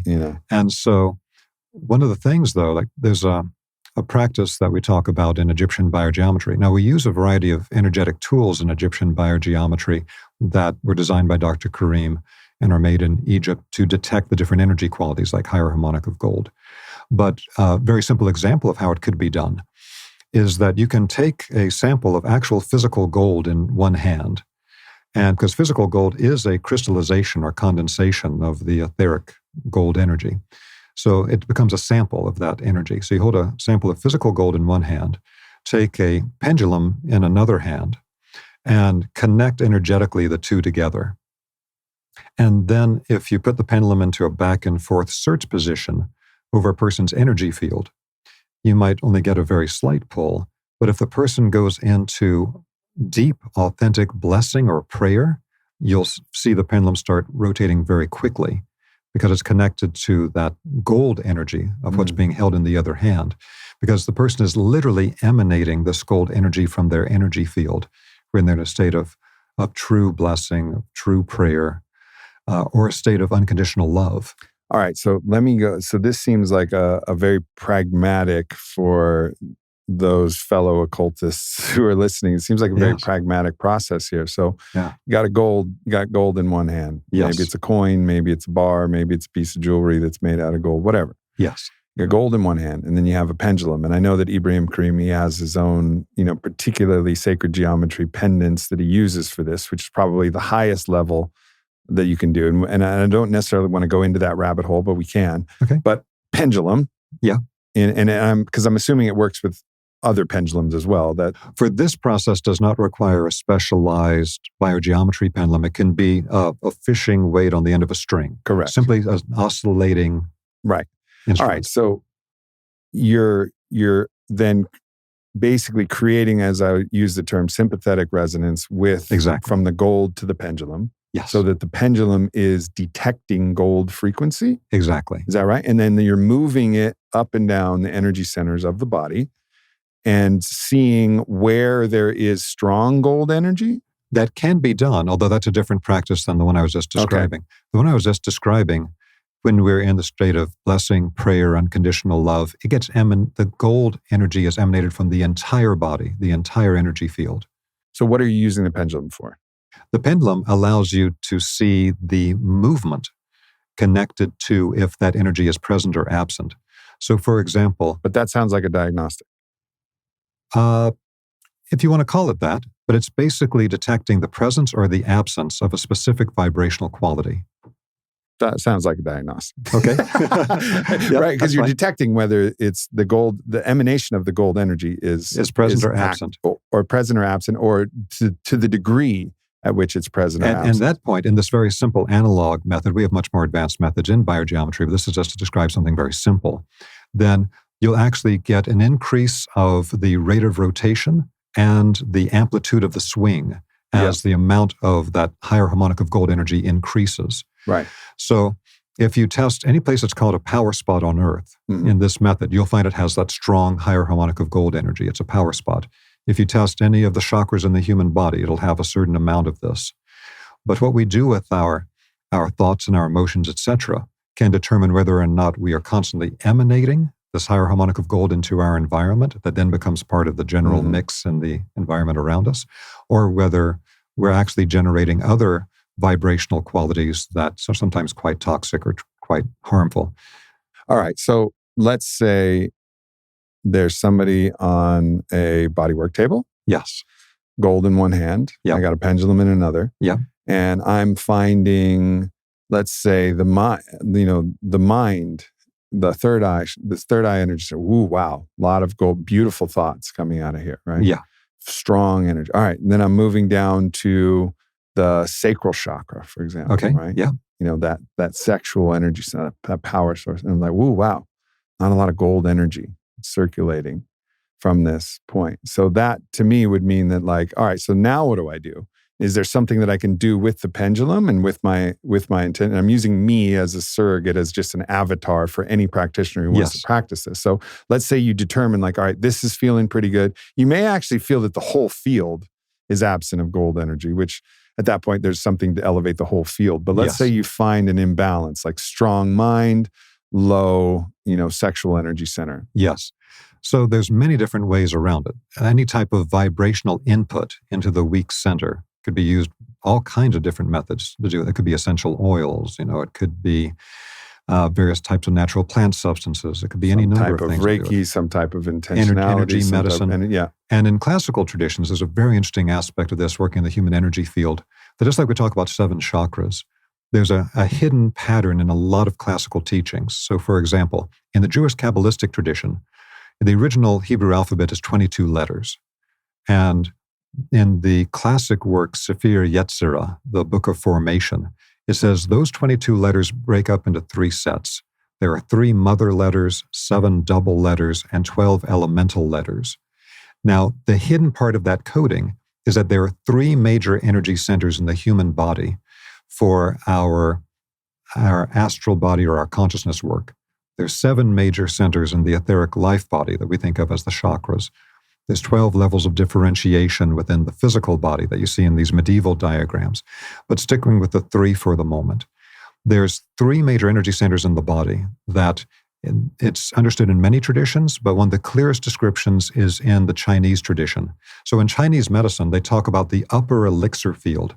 Upper elixir field is around the consciousness in the head. And certain alchemy happens here. Then there's the middle elixir field. That happens around the chest and the heart. Then there's the lower dantian or lower elixir field, and that's in the lower abdomen areas. And so, for those of you who don't know, the dantian is like, roughly an inch below the belly button, and it's kind of like deep. If you do body work, you can find that spot. And it's almost like the center of centers in a way. Yes. There's another center in the heart, but the dantian is a very much like a center of incarnation. It's the center of balance for the physical body. Right, for the physical body. In Chinese medicine. And it's really fascinating, again, to know that dantian means elixir field. So this is where we do internal alchemy. And so if a person was to have, let's say, a weakness in the sacral chakra, then it's possible to develop the thought forms from the upper dantian that have that higher harmonic of gold energy and the opening of the heart chakra to develop a lot more of that gold energy and to direct that to the sacral chakra as a way of working together with the 3 elixir fields. Right. That would be one internal alchemy method. We could also have external alchemy where, again, you're using energy medicine from the outside or essential oils or plants or whatever it is to bring the vibrational force to that center. So it can be generated inside the human being to develop our own forces and to direct them to the place needed in the body, or from an external source coming in. But with that, it'd be a question then, with our discussion of higher harmonic of gold, to be able to increase that higher harmonic of gold. Now, that's increasing the alchemical potential of that center, because many people, their sexuality is not full of alchemical potential. There's all kinds of neuroses or blockages or all kinds of things. Their understanding of it, their relationship to it may not be a purely healthy one. Right. But if they can understand it in the deeper form, where literally the higher harmonic of gold is the vibrational signature, it's the vibrational resonance with the divine plane, with the state of unity, the state of oneness. That's simply being expressed by the gold field. It shows the connection to that unity stage. And so if that becomes very strong in the sacral chakra, that greatly increases the ability of the person to attain the unity merging tantric goal of sexual activity, because so much gold is contained in that chakra. And again, the more in the whole body, the better, because the whole body should become a tantric instrument, and all of the five senses become tantric forms to work with sight and smell. Yeah. Would it be good to have a gold pendulum if you could? You could, but it's not absolutely necessary, because you can get the same result with particular types of shapes or certain types of number sequences. So Egyptian biogeometry, again, from my friend Dr. Karim in Egypt, is sometimes referred to as nature's design language. What's the patterns that everything is created on? Nature's design language of shape, sound, color, motion, angle, proportion. Every one of those things is its own quality scale. So there are people that are healers with light and color. And so a particular color will have an effect on the human energy field that's different from a different color.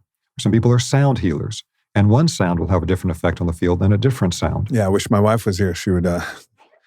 Oh, there she is. She is here. There she is. Sound healer. Exactly. So she knows exactly what we're talking about.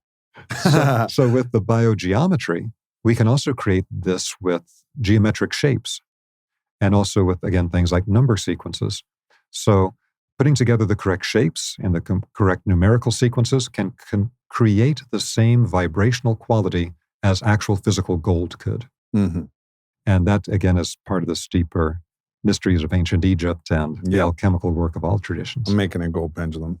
Oh, yeah, it's beautiful. I'll say that Dr. Karim himself has a particular pendulum that he created to have the shapes that resonate with the 7 planes of nature, the 7 spiritual planes, made out of pure gold. That's pretty dope. Yeah. That's nice. pretty dope. That's a power tool. Yeah. All right. So this is really illuminating part of this process of going through and healing both yourself and other people, if you're in the process of, because actually once you see other people as just different emanations of the self, then the actual desire to heal self collectively grows stronger. So we're starting to understand that. I saw in one of the videos that you produced, which excellent work that you're putting out there, and I encourage everybody to devour a lot of the content that you have out there. There was basically something likened to the Hippocratic Oath, which has been obviously very much abused, which is do no harm. As you develop this, so in these orders of understanding, there was always this idea, like, as you develop these powers, do not use these powers for your own selfish gain at the detriment to others. Yes, right? And that absolutely. was like the unbreakable principle of working with this kind of being a light worker, basically. It's one of the core principles of the Rosicrucian tradition, which is that all the powers, all the siddhas, all the knowledge, all the abilities that we get on the path are to be put to the service of other people. It's an absolute foundation of the path. Yeah. All right. So there's all of this that's happening in the physical body, in our 3D, in our life. We've talked about some of the history. We've talked about empire. We've talked about the slaughter of different orders. We've talked about the discovery. We've talked about physical gold. We've talked about all these things. But let's talk about the way that the Rosicrucians, the Gnostics, understood, and potentially even the Zoroastrians understood the non-physical dimensions. And you talked about 3 particular beings that I would really like to illuminate, for the audience and also for myself. And the beings being Lucifer, Satan, who is related to Set, which I thought was very interesting, which is an Egyptian god who cut Osiris into a bunch of different pieces. And that's also an interesting myth. And then Ahriman, which is... Well, Ahriman and Satan are the same. They're different names for the same being from different traditions. And the third is actually the Christ in the Rosicrucian tradition. Got it. Yeah. So Ahriman and Satan are just different names for the same. Yes. And so Ahriman, Set, Satan Yes.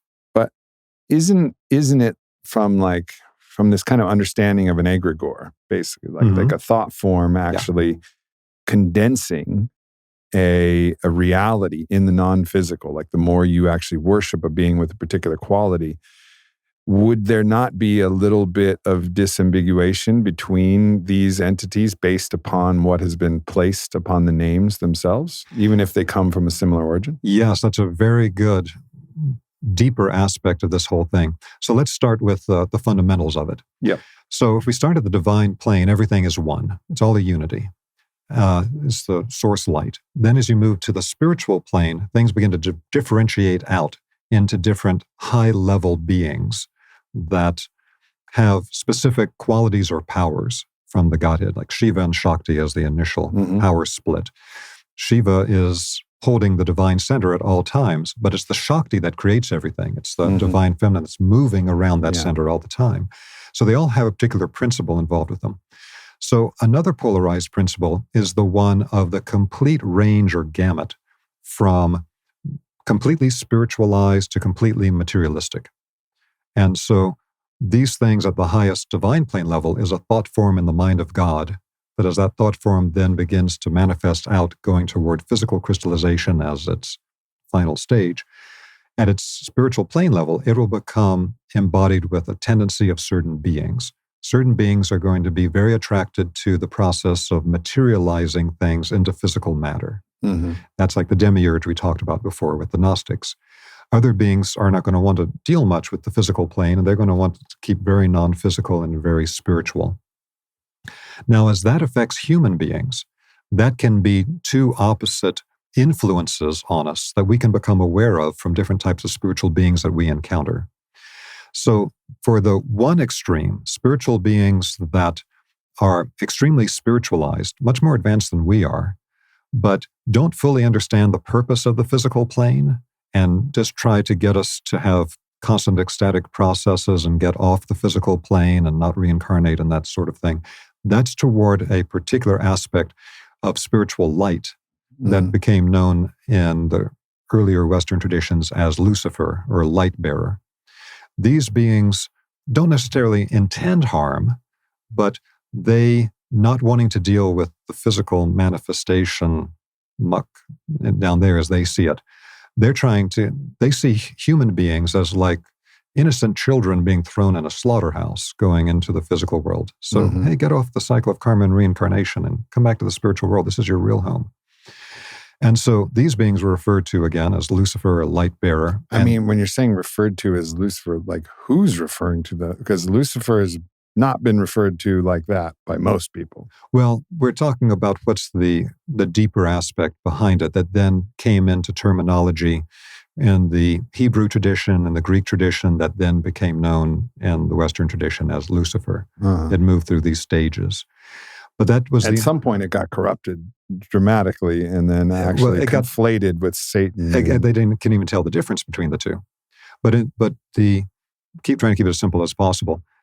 This is like one extreme. And I'm going to keep trying to keep it as complicated as possible. Oh, okay, great. Yeah, so we'll be in a good tension here. Exactly. Yes. Between the two of us, we'll always hit the center. Yeah. So with the Luciferic beings, they influence human beings in a way that does pull people toward spiritual activity. And we should never think of something like, oh, those bad people over there are influenced by Lucifer, not me. We're all influenced by these beings all the time. And so you talked about us having a permeable spiritual membrane. Oh, absolutely. Where all these beings are actually available at all different times. They're moving through us all the time. Yeah. And so these Luciferic beings, though, their influence towards spirituality is that the light can be so bright that it blinds, whereas the opposite, the Satanic or Ahrimanic, is like complete darkness. But either one can lead to an inability to see. And so this tremendous light from the Luciferic beings can sometimes have the influence on people toward illusory forms of spiritual development, things that are based on not true spiritual principles, or upon wanting constant ecstatic process where a person becomes like a heroin addict or something like that because they want to just be in this out-of-the-body, elevated state all the time. And of course, the physical body can't tolerate that. It doesn't work in the physical world to do that. But that's like a Luciferic influence. And The opposite of that. I mean, so as I'm imagining this, I'm also, I would have never made this correlation without understanding this idea of a Luciferic being, but you imagine some of the monastic traditions as being highly Luciferic, basically, like all the asceticism, exactly, which is like deny the body, spirit is the only thing that matters. Yes. Go seek the clear light. Everything else is bullshit. All is Maya. Like all of these, you could see that as another form of Luciferic influence, as well as the kind of escapism from somebody who just wants to be in a ketamine journey all day, all the time. Yes. Where they're just experiencing the non-physical reality, disassociating from the flesh and getting stuck in that cycle. So you can see how there's a beauty to the impulse, but there's also a shadow to the impulse if we allow it to be too strong in relation to the field of the other beings, yes, being Satan and Christ, if we want to use those terms, right? The three different types of beings. Again, that's the way to be expressed in the Rosicrucian tradition. But the principles are universal. And so you're absolutely right that in a very ascetic approach, it's extremely Luciferic because it's kind of denying the body and denying the physical world. And we see that a lot in everybody's spirituality. There's a part of us that we're attracted to that Luciferic side. And it's not 100% bad. One of the difficulties of even talking about this in the modern world. Christians get all mad. The Christians have such a superficial caricature of the reality of these beings that to talk about the reality of what Luciferic beings are and how they influence us, it can be quite difficult because I think once you use that name, they think they know what it is, but it's a caricature of what it really is. So we're influenced by these beings all the time, all these beings. It's a constant process, and we have to just dynamically balance it all the time. They all have to be present. Let's stick with Lucifer for a moment. Yes. I went through an interesting kind of thought process where I looked out and I saw the morning star. Yeah. Which is Venus. Yes. Which the morning star is also referred to as Lucifer. And so I made this correlation, Lucifer, morning star, Venus, and then the demonization of sexuality, which a lot of people have Venus, which stands for Eros, basically. It's Aphrodite. Yes. It's and is like, this is just the biggest fucking hoax that's ever been pulled. But I can also see that potentially there was a deeper truth in if someone was completely lost in the light that's available from Eros alone, so then they could become this kind of like hedonistic, orgiastic, in a way like bacchanal, like the Luciferic impulse to actually transcend and just merge with the light through the vehicle of sexuality could also be Luciferic. Yes, absolutely. Because if you had pure eros with no agape, without universal love to go with the eros, it could become unbalanced. Right. And so this is all a principle of balance. So everything is always as a divine principle, you have two extremes, and then you have the perfect balance in the center. So the Luciferic aspect is pulling us towards spirituality. But if it becomes too extreme and unbalanced, it can become illusory forms of spirituality or addictive forms of living or things that pull us away from taking full advantage of physical incarnation and the nitty-gritty of physical life. The opposite side to that is going to be the forces that are actually involved, like they talked about with the Gnostics, with the demiurge, with the process of crystallizing the higher energy patterns and consciousness patterns from the Godhead into physical reality, to literally make the physical plane. And again, that's how the demiurge was understood. But long before Gnostic Christianity, we had the Zoroastrian tradition. So the Zoroastrian tradition from Persia, they were one of the first traditions in the world to give a name to this other extreme, the materialistic extreme. Because in ancient times of human history, people had more of a kind of effortless clairvoyance. They perceive spiritual realities much more easily than we do. We become much more condensed, become much more materialistic over time. So if you read ancient texts, people are just seeing spiritual beings everywhere. But now it's like an extraordinary thing if people do. So in ancient times, they didn't perceive this materialistic being's influence as much. But by the Zoroastrian era, they began to perceive it. So they refer to that being as Ahrimanu or as Ahriman. And Ahriman is considered then, that's the archetype of the Dark Lord of the Earth that the Gnostics talked about. This is the being that actually allows the physical plane to get crystallized. It's a group of beings. So we're moving away from Lucifer. So in the Zoroastrian tradition, do they even have an idea of Lucifer as we've described, or is that not really there? Not in as They clearly, have more of a duality instead of a trilogy, right? in a sense, they had the aspect of what we would think of as the Christ being, which they called Ahura Mazda, which means the being that I see in the sun, the being glimpsed in the aura of the sun. And Ahura Mazda was opposed by Ahriman. So they had the huge contribution that they brought forward, this understanding of the opposite being. But part of that is they didn't focus as much on the Luciferic side, because now we're bringing this new knowledge about this being, which hadn't been as present before. And so they talked about the Dark Lord of the Earth, Ahriman. And then as the Zoroastrian tradition in time period moved into some of the Egyptian mysteries, then this being was referred to as Set. Now, they understood that the pharaoh, the initiate, had to have their power activated or had to have certain dispensations from Set. So you'll see these images from ancient Egypt where Set, like on one side, Horus on the other side, they're like doing things to the energy field of the pharaoh or an initiate. So Set has to be involved with that, because this is a being that's involved with living on the physical earth and the powers of the physical earth. So they never had a thing of like, we're just going to get rid of Set. You couldn't do that. It's an essential part of this world. But he is an opposition being. Again, he did dismember Osiris, and he is a being that is an opposition, because if we were to give ourselves completely over to the Set impulse, we would be completely materialistic. We would lose all spiritual understanding, all spiritual perception. Our spiritual path would decay into something that would be fairly horrific. And even in the myth of Osiris, he cuts them into 12 pieces or whatever, which is basically 14, I think. Yeah, 14. Yeah, and the idea of that is what the material world does. Is it takes the light, the light of source, and it cuts it into a bunch of different pieces. And then they couldn't find the phallus, and that becomes part of what Isis kept it for a little while. Yes, was playing around with it. That's my theory. But we have to understand that in the Egyptian the first tradition, dildo was Osiris's etheric cock. For the Egyptian tradition, they would show very plainly, a pharaoh or an initiate with an erection. They wouldn't show that in the Catholic Church, but that was like a basic thing in ancient Egypt. Because same with Greek and Roman tradition. Yeah, right? There's a power principle. And so what it shows is that Set can take away your power if you were to have too much of that influence. As you become completely materialistic, you'd lose your spiritual power. And so it's a bit of an opposition being, but not one that you got rid of, because it has a place here, and you have to even be empowered by that being, is the way they looked at it.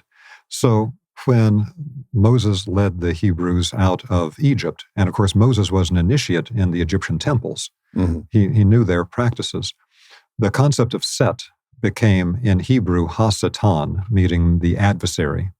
And Ha-Satan became simplified to Satan in the later Christian tradition. Right. So Satan is that being of complete materialism. And what happened is, because they tried to take the deeper teachings away from the public, and you have to go through the Catholic Church and things to access any spiritual knowledge or to connect to spirit, is they lost the differentiation for the public between Lucifer and Ahriman. And so they started talking about them like they're just the devil, like they're the opposition being. And they turned it into a simple polarity between Christ and the devil. The problem is, anytime you do that, you're going to create terrible destruction in people's understanding and in social processes on the earth, because it's always, the true principle is like what the Tibetans teach about the middle way, the middle path. Even in the Jewish Kabbalah, on the tree of life, there's the two side pillars. One is Luciferic, one is Ahrimanic. And then the middle pillar is only one that goes all the way up to Keter at the top and all the way down to Malkuth at the bottom. Yeah. It's the only one that goes all the way up, all the way to heaven and earth. That's the principle of the perfect balance between extremes. So we can't get rid of the extremes. What we do is we constantly dynamically balance those extremes. That's the path to health. You can't be too hot or too cold. You can't eat too much or too little. So it's a matter of the Tibetan middle path. Mm-hmm. And so when you reduce it to, in this case, Christ versus the devil, then anything you don't like in society is going to be of the devil. You don't like sexuality? Well, sexuality is from the devil. You can only have sex in the missionary position if you're going to have children or whatever. Everything gets put in that way. And then people start thinking subconsciously, whenever you've got two polarities, rather than both being essential and equally good and having to come into the right balance, they start thinking one is good and one is bad. Mm-hmm. Liberal or conservative, one is good, one is bad. Male or female, one is good, one is bad. And this leads to destruction. Yeah, it's a nightmare for the actual healthy structuring of our consciousness to have these polarities and these different energies with the value proposition of good and bad put in them, rather than necessary components of a healthy system. Yes. Of the yin and the yang, of this, balanced polarity that requires both to exist. But when you put the value proposition of good and bad, it actually corrupts the mind in a way that you can no longer see the truth. Which is, and again, to go back to a Buddhist teaching from John Churchill I had on the podcast, he talked about the highest realization is being the place where the demon and the Buddha meet. Yes. So they started the practice of Tanka worship, right? Like where it wasn't even worship, it was almost that they were evoking their own demonic and Buddhic, Christ-like qualities and expressing them as in totality, in full balance. Mm-hmm. And like that was actually what the higher initiates were actually attempting to do. Yes. So it was understood in the initiation traditions that we're constantly being influenced by the Luciferic beings that help pull us towards spirituality, but we can't give ourselves completely over to them or things will get very unbalanced. And that we're constantly being influenced. And it's a slippery slope into the shiny materialist spirituality, like the escapist spirituality, what Mark Gaffney would call pseudo-eros, like these like the false light almost. Yes. Here's a glimpse of it. Yes. Take a little more of this drug. Take a little, shoot up this heroin. Take this, take this thing. Like you'll experience it. Give up all of your, everything. Or in even the darkest form, I suppose, it could be, give up this life. This life is bullshit. Yes, exactly. You know what I mean? So there's ways in which that light could be, if it's out of balance. Absolutely. Again, so really, it seems that the Rosicrucians had, in some ways, even an evolution of the Zoroastrian, which was important because it created things in balance and the necessity of the tension between the balance. Yes. Which was also the Buddhist kind of concept of the tension between the balance, and also the Hindu Shiva Shakti. There's a lot of balance of a duality, but then adding the trinity seems like it's even a more interesting and complex way to understand and structure our consciousness if our goal is balance. I actually think that that understanding of the threefoldness of it, the two extremes and then the middle path in the center, is the essential today to heal our societal rifts. Otherwise, we think one extreme is the right way and the other extreme is the wrong way, and people will just tear each other up in society if that's the idea, rather than understanding, bring it together in the center. Mm-hmm. So is the Christ now? Let's talk about the Christ. Let's talk about the Christ being and the Christ archetype, because we've focused on the darker, quote darker, the two extremes. The two extremes, yeah.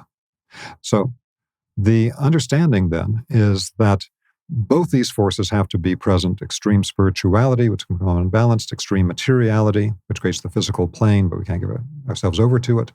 And so something's going to hold the center. And so the sacred geometry image for this is going to be that Lucifer and Ahriman are their own particular extremes, they're their own worlds. So the fundamental expression of an entity, of a thing, is in its perfect form as a circle or a sphere. So you have two spheres, and where they perfectly overlap creates an almond shape in the middle that's called the Vesica Pisces. Mm-hmm. And so the Vesica form shows two extremes either side, and where they overlap creates this perfect balance.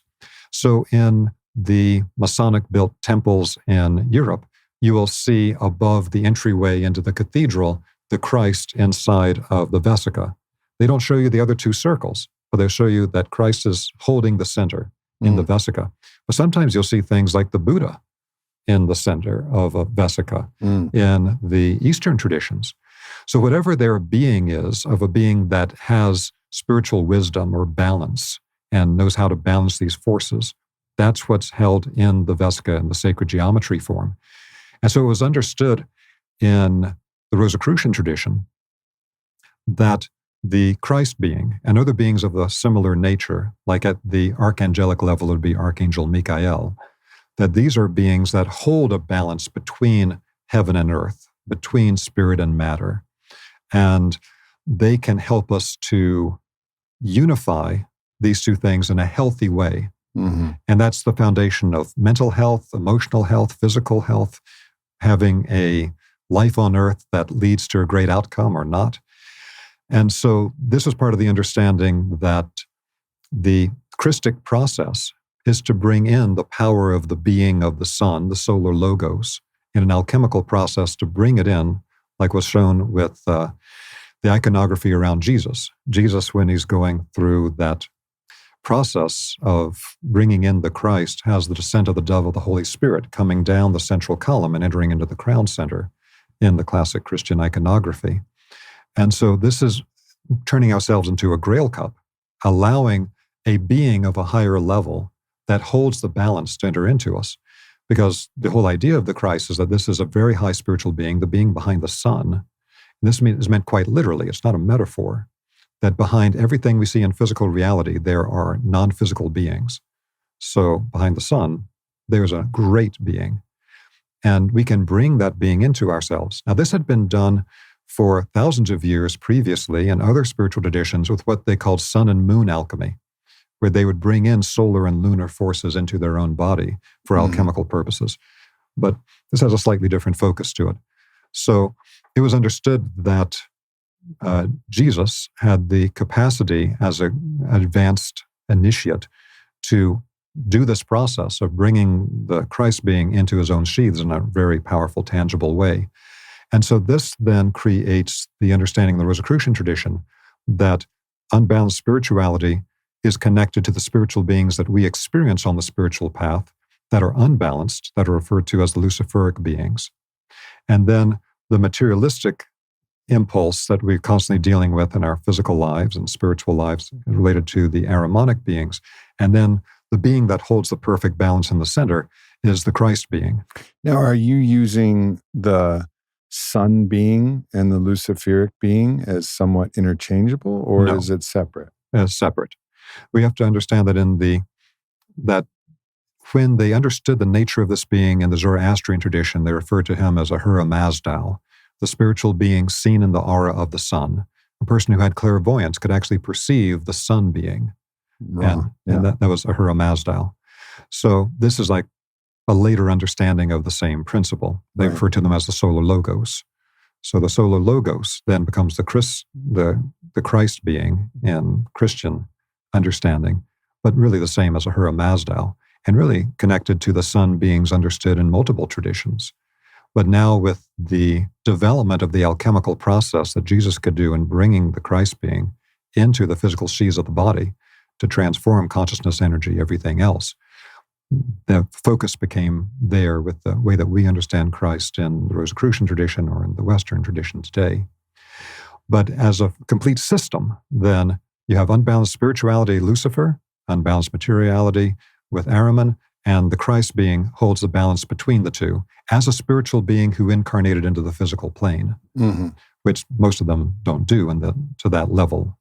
So then the sun, as I'm trying to understand this, because I'm seeing Christ in the center of the vesical Pisces. Yes. I'm seeing, Ahriman and on one side, and what's the name of the light being in Zoroastrianism or Ahura Mazda. Ahura Mazda. But in the Rosicrucian, it's Satan and Lucifer, and then there's the Christ in between. They actually use the term Ahriman rather than Satan because it's so misunderstood today, the term Satan. But yes, same thing. And then there's the light being of the sun, which seems very much like the source light behind it all, almost like the Tao that's behind all of creation. It's what my teacher, Mark Gaffney, would call Shekinah, like the force of Eros that moves underneath everything else. And so he allows that to kind of pour through as he's holding the opposite. So it's kind of bringing all of these systems together in a way where that the Jesus as the point of the Trinity, or Christ, I should say, is the point of the Trinity. Jesus is the one who accessed the Christ. Yes, is the balanced point in the center, the middle path that then allows, because of the balance of those two things, the light of the sun, the light of the source, Eros, Shekinah, the Tao, whatever, to move through and actually explode him into full, or her into full potentiality. Because it was understood in all the ancient traditions that everything on the physical plane, including all the planetary forms, had a spiritual being behind it. And so the source of all life in our solar system, all light, all heat, all life, is the sun. So in the early Christian centuries, they were trying to figure out, well, what is the nature of the Christ being? We have all of these older types of understandings of spiritual beings. What spiritual being is the Christ being? And so this was described in the early Christian centuries before the Catholic Church's dogma came in the 3rd century AD in Alexandria, Egypt, with a now known as a church father named Origen. And Origen wrote in a book called On First Principles, he said, the way to understand what the Christ being is that the Godhead is a being that is everything. It is literally the one source of everything. It contains everything inside of it. And this being is so vast, you can't really perceive it as a separate thing, as an incarnated being, because it's everything. But what the Christ being is moving from the divine plane level to what they refer to as the macrocosmic level. It is the macrocosmic emanation of the Godhead with all the qualities of the Godhead, but reduced in scale to where human beings can perceive and interact with this being. Atman is Brahman. They're the same, but they're different. It's it's the local point of the collective field of God. It's very much the same thing in esoteric Christianity, that from the Godhead at the divine plane level, the macrocosmic emanation becomes the Christos, which then becomes the being that manifests physically as the sun in the solar system, because it's a macrocosmic being, not a microcosmic being. And then human beings are the microcosmic emanation of the Godhead. We have all the qualities of the Godhead, but at a smaller scale, at the microcosmic level. And that's why they developed the saying in esoteric Christianity of not I, but Christ in me, because we're moving from our microcosmic level of an emanation of the Godhead to start bringing in more macrocosmic aspects. Yeah, being able to have the multidimensionality of the understanding, which creates paradox, ultimately, because that's also something you have to grapple with as you walk the path, is the paradox of physical three-dimensional reality. I got to go to work, I got to eat, I got to do this stuff. And then the multidimensionality, the aspect of the angelic realms that don't require such things and don't have to deal with it. Yeah, this is one of the things that's coming to mind is it seems as if actually with this understanding that we've explained today of the Luciferic beings, I think a lot of people associate Christ with actually what the Luciferic impulse is, which is like nothing matters but the light. And that's not what this model is saying about the Christ, because it's also held in balance by Ahriman. Yes. Like ultimately, right? Like it's the combination of both. So it's not like form is ridiculous, just go to the next life already, be good so you get there. But actually, so there's been this interesting move where actually the way that Christ has been taught is taught as Lucifer in a way. This becomes a challenge in modern spirituality because without a clear understanding of the two polarities of the Luciferic and Ahrimanic, what happens is then people associate any being connected to light as being a Christic or a good, quote unquote, being. And in our cases, good would be balanced.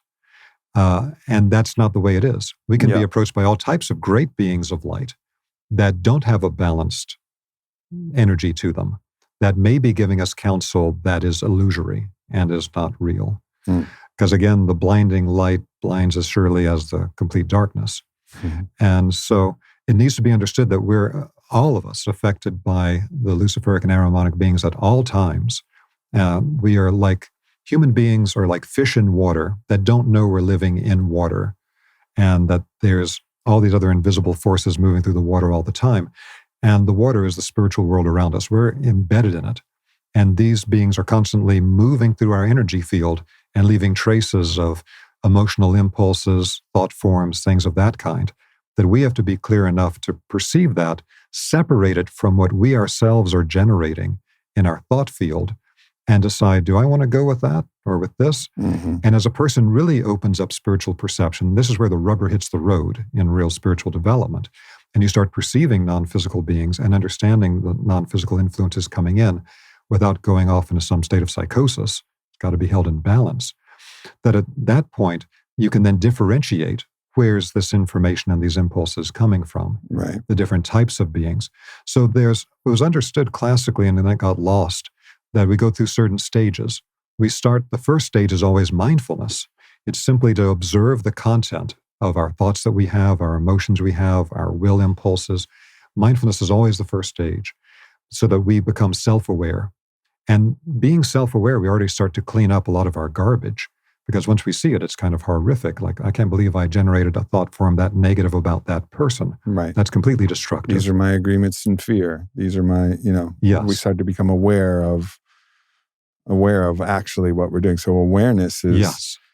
And that's also something that John Churchill, again, the Mahayana Buddhist, he was talking about, is that most people think, well, that's the end goal, and actually it is a momentous task to be aware, and there's levels and levels and levels of awareness. So yes. It is an ongoing process. So you can put that as like become more aware, more aware, more aware, but it's actually not the end goal. He was like, that's like the first stage. That's the beginning. That's the beginning. It is. It really is. That's just where we start. Yeah. But most people think, oh yeah, well, that's the goal, awareness.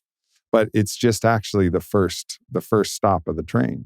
And so, seen from a particular perspective, if you develop the mindfulness so that you're aware of your internal content, then you start to clean it up a bit so that you're resonating at a higher level and more productive.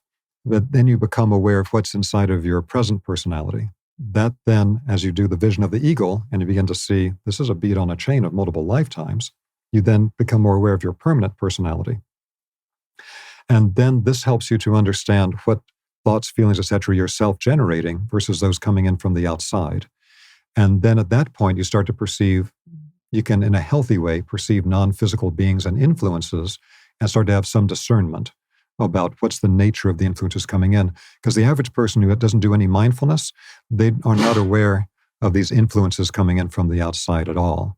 They just think it's part of their own internal dialogue, if they're even conscious of it, and it doesn't go just straight to the subconscious.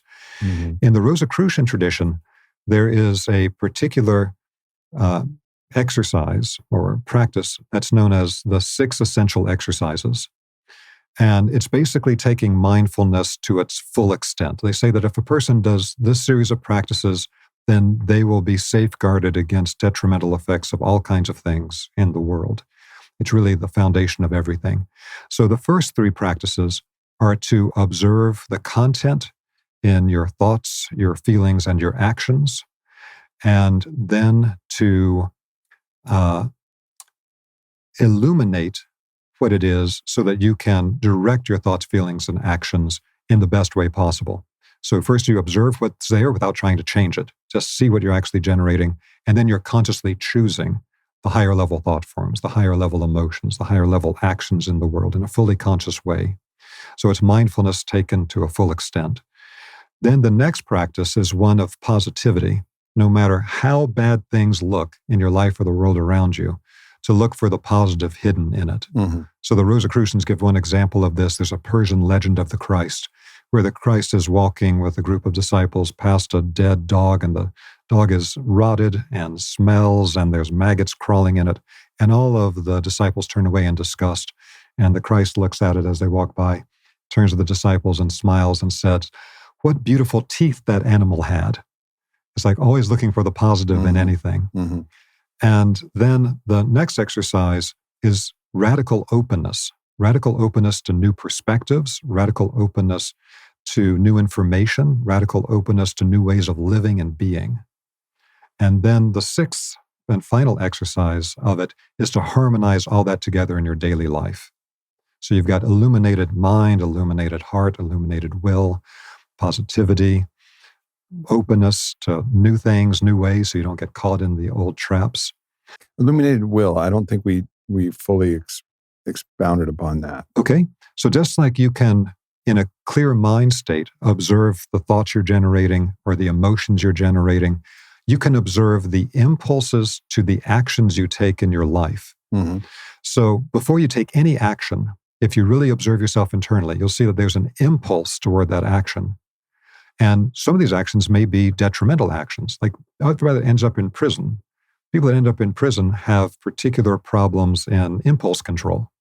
If they were able to perceive inside themselves the impulse before they took the action, they could choose and say, well, that's not the action I want to be taking. And right the now. awareness of the source of the impulse. Exactly. And this is in the Kabbalist lineage that I'm studying, and this is what we call the process of Berur, which is a process of the clarification of your desire. Yes. To understand what is driving what you want. Yes. And then ultimately the goal is that what's driving what you want is that Christ's archetype of the being that's in balance, that's actually one with the will of the universe. So you try to clarify your desire so that your desire is ontically identical, or as close to identical as possible, with the will of the universe as expressed through you as a unique incarnation of, the unique self of the being of the one, right? So the berur is the awareness and clarification of your desire until what you want is what God wants, and what God wants is what you want. Yes. And then you're really in flow of the universe. It's like this infinity loop of like, all right, what I want is what God wants. What God wants is what I want. And then that's when you're in berur, you're in the clarification of your desire. Yes. And you've merged with the will of the universe. And at that point, you've got the prerequisite to do true divine tantra and things of that kind, that not only are you maximizing your ability for the greatest level of pleasure, joy, etc. in sex, but also focusing on maximizing that in your partner. Mm-hmm. And at that point, having as the focal goal, the returning to the unity state, that both of you are in such an elevated state, you're both so happy, you're both so joyful, you're both so open, that at that point, there's no shields in place, and the merger to become one and to connect back to the divine, and then becomes possible. Now, I want to bring out one other hidden thing about these 6 exercises that it's not always immediately obvious, but in doing these 6 exercises, we think of them as things you're doing in your consciousness, but everything you do in your consciousness is structuring your energy body. Mm-hmm. So when you do those 6 exercises, the way it's described by the Rosicrucians is that your heart is a 12-petal lotus, like they talk about in India. The 6 of the petals of your 12-petal lotus, they say, were developed in earlier times of human evolution.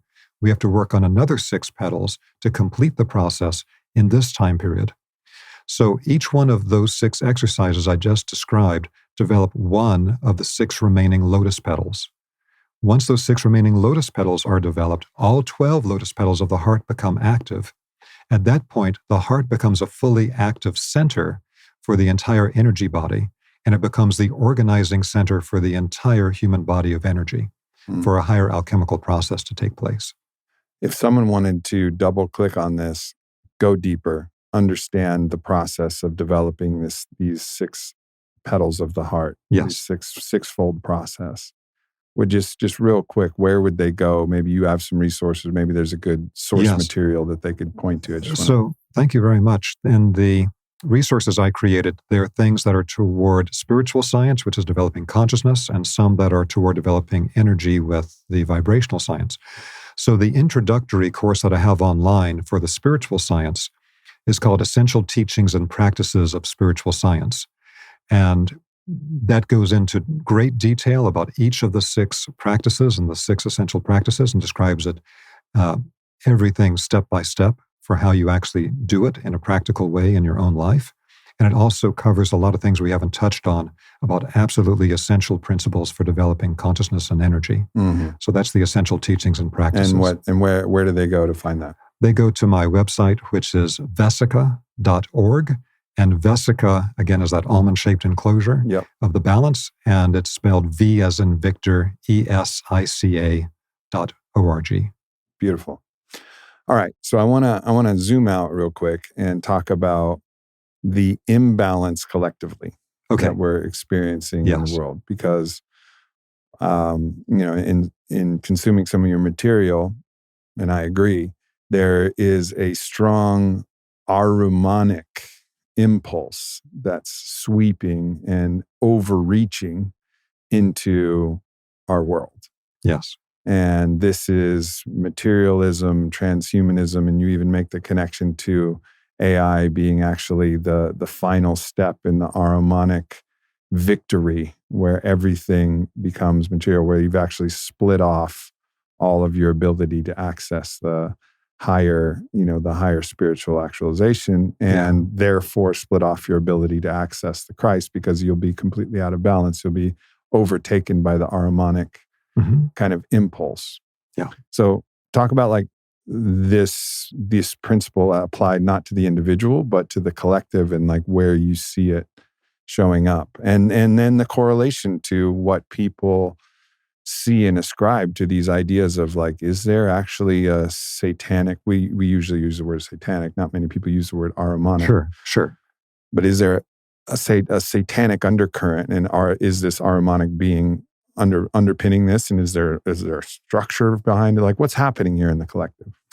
So the difficulty of discussing this, just like with discussing Lucifer and Ahriman to begin with, is that people associate certain things with the concepts rather than the dynamic reality of what these beings actually are.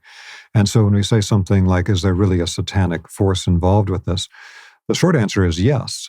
But again, the difficulty of discussing it is the way that people have such a sensationalized view of it, and are often very reactive in their approach to it. They've been programmed with all kinds of things about this. Either it really exists, like in fundamentalist Christianity, and it's behind everything, or it doesn't exist, and that's like a fear thought form you should get over. It's hard to talk about it in a realistic way.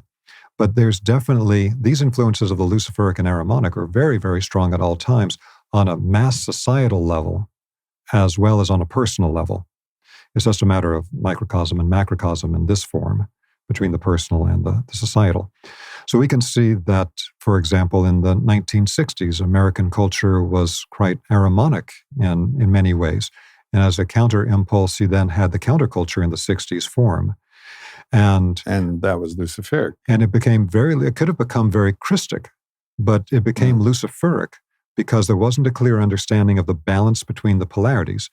What happens time and time again in society is because we have this simplistic good versus evil polarity idea, is like this extreme must be good because that extreme is bad, rather than understanding both extremes are unbalanced and you got to go to the center. So then looking historically, we're coming out of the World War II. It was about, can we make how many bullets and bombs and science and technology? And then we have the boomer, Can you buy everything and have a perfect physical life? You can have a, white picket fence. You can have all of these different things. We got new food sources that are coming out. We got everything is material. So that's Ahrimanic in its nature. Yep. And people are like, fuck this. There's something else here.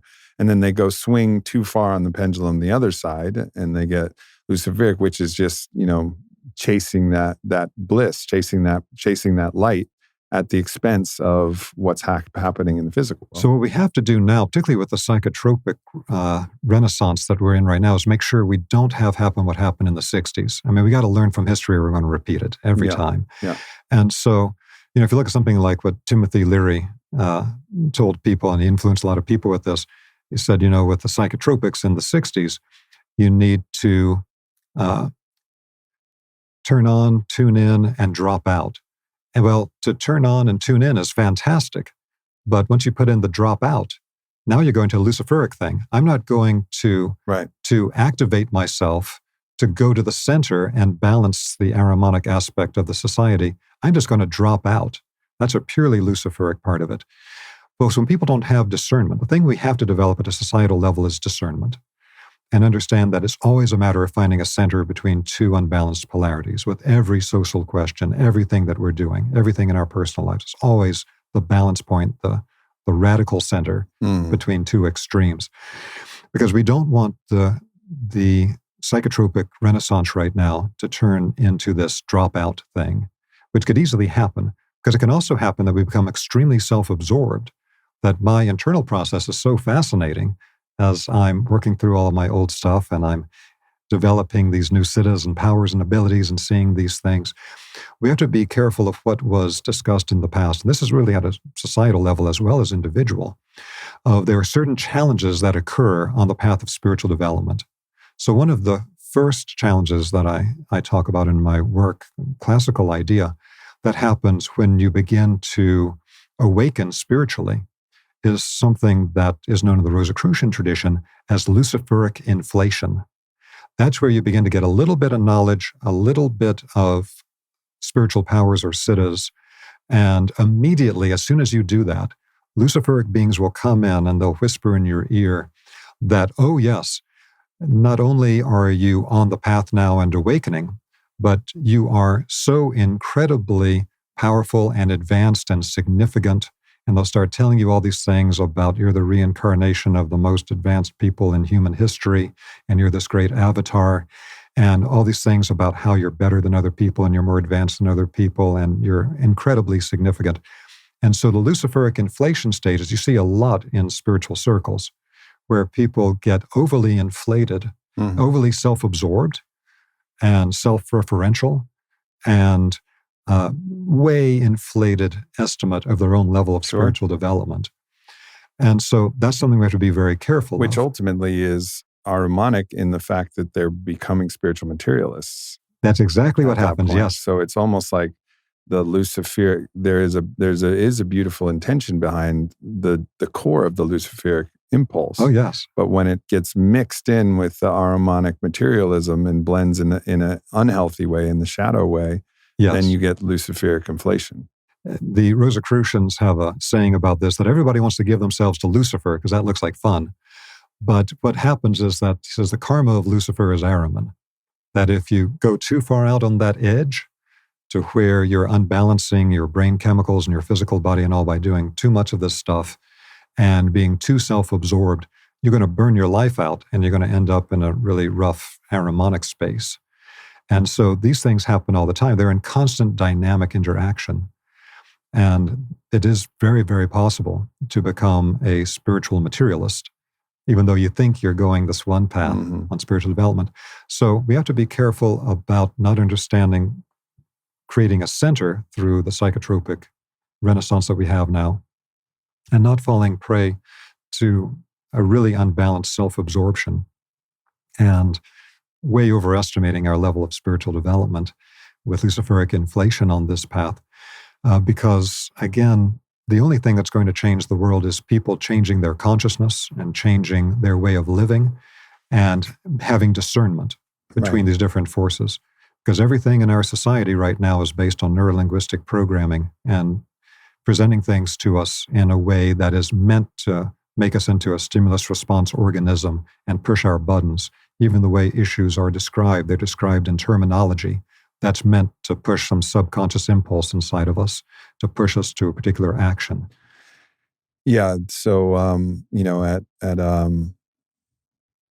the center that I'm involved with and going to step into the board chair of, which was formerly the Center for Integral Wisdom, and it's going to be World Philosophy and Religion. They have a term, and this is Mark Gaffney, Zach Stein again, they call it techno-feudalism. And it's this idea of like the Skinner, Penland, kind of idea of complete control of people's actions, which we're really seeing play out in social media because we're being rewarded and coerced subtly in all of these different ways.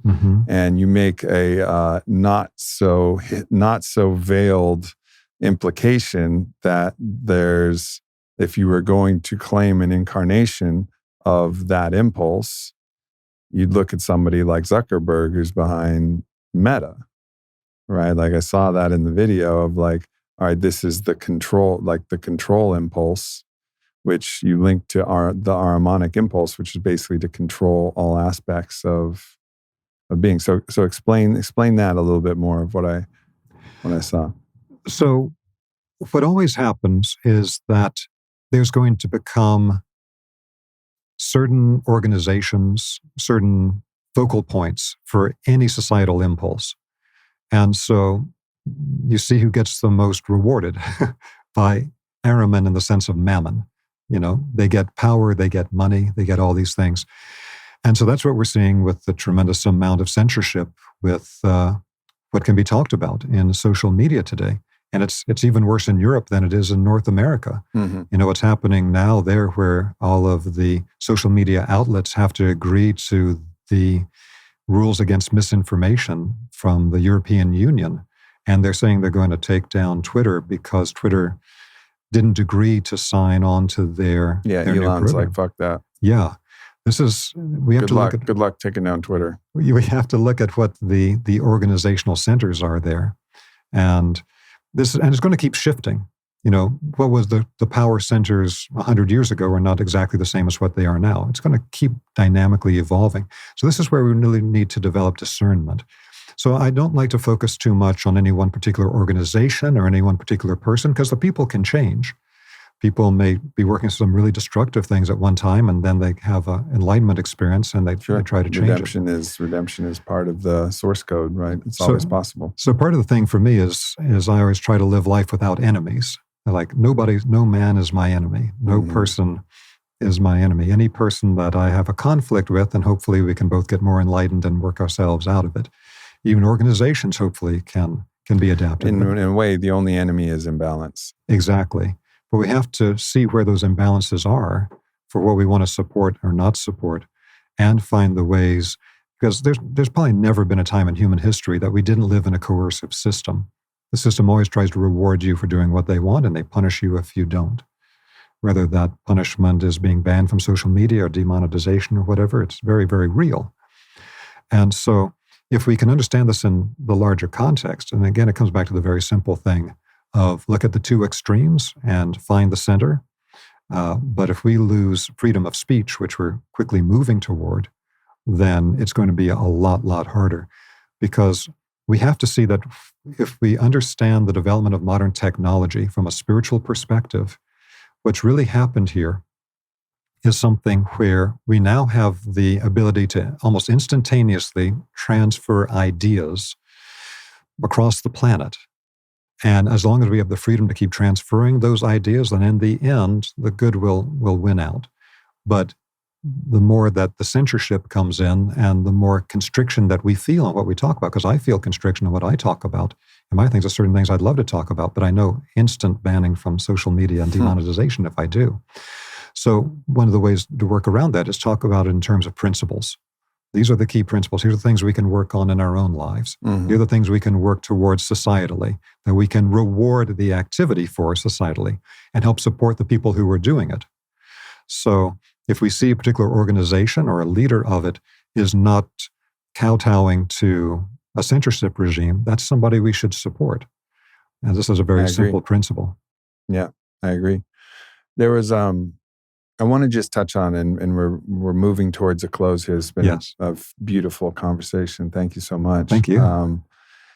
There's this idea of the Masons. Yes. And you actually referred to some symbology in the kind of Masonic tradition of using stars. And you pointed to a bunch of different stars in different corporation logos and different things, which was this kind of identification of like, all right, we're part of the same team here, as this kind of like a symbolism. So in some ways, I think of Masons, like one part of my mind is like, man, it's like my fraternity. I was a Kappa Sigma, and it was cool, and we did some stuff, but really we just kind of got together and we had some drinks, and like, whatever. You go to the lodge, you smoke a cigar with the boys, you do a few different, kind of flaccid occult rituals that don't really have much power.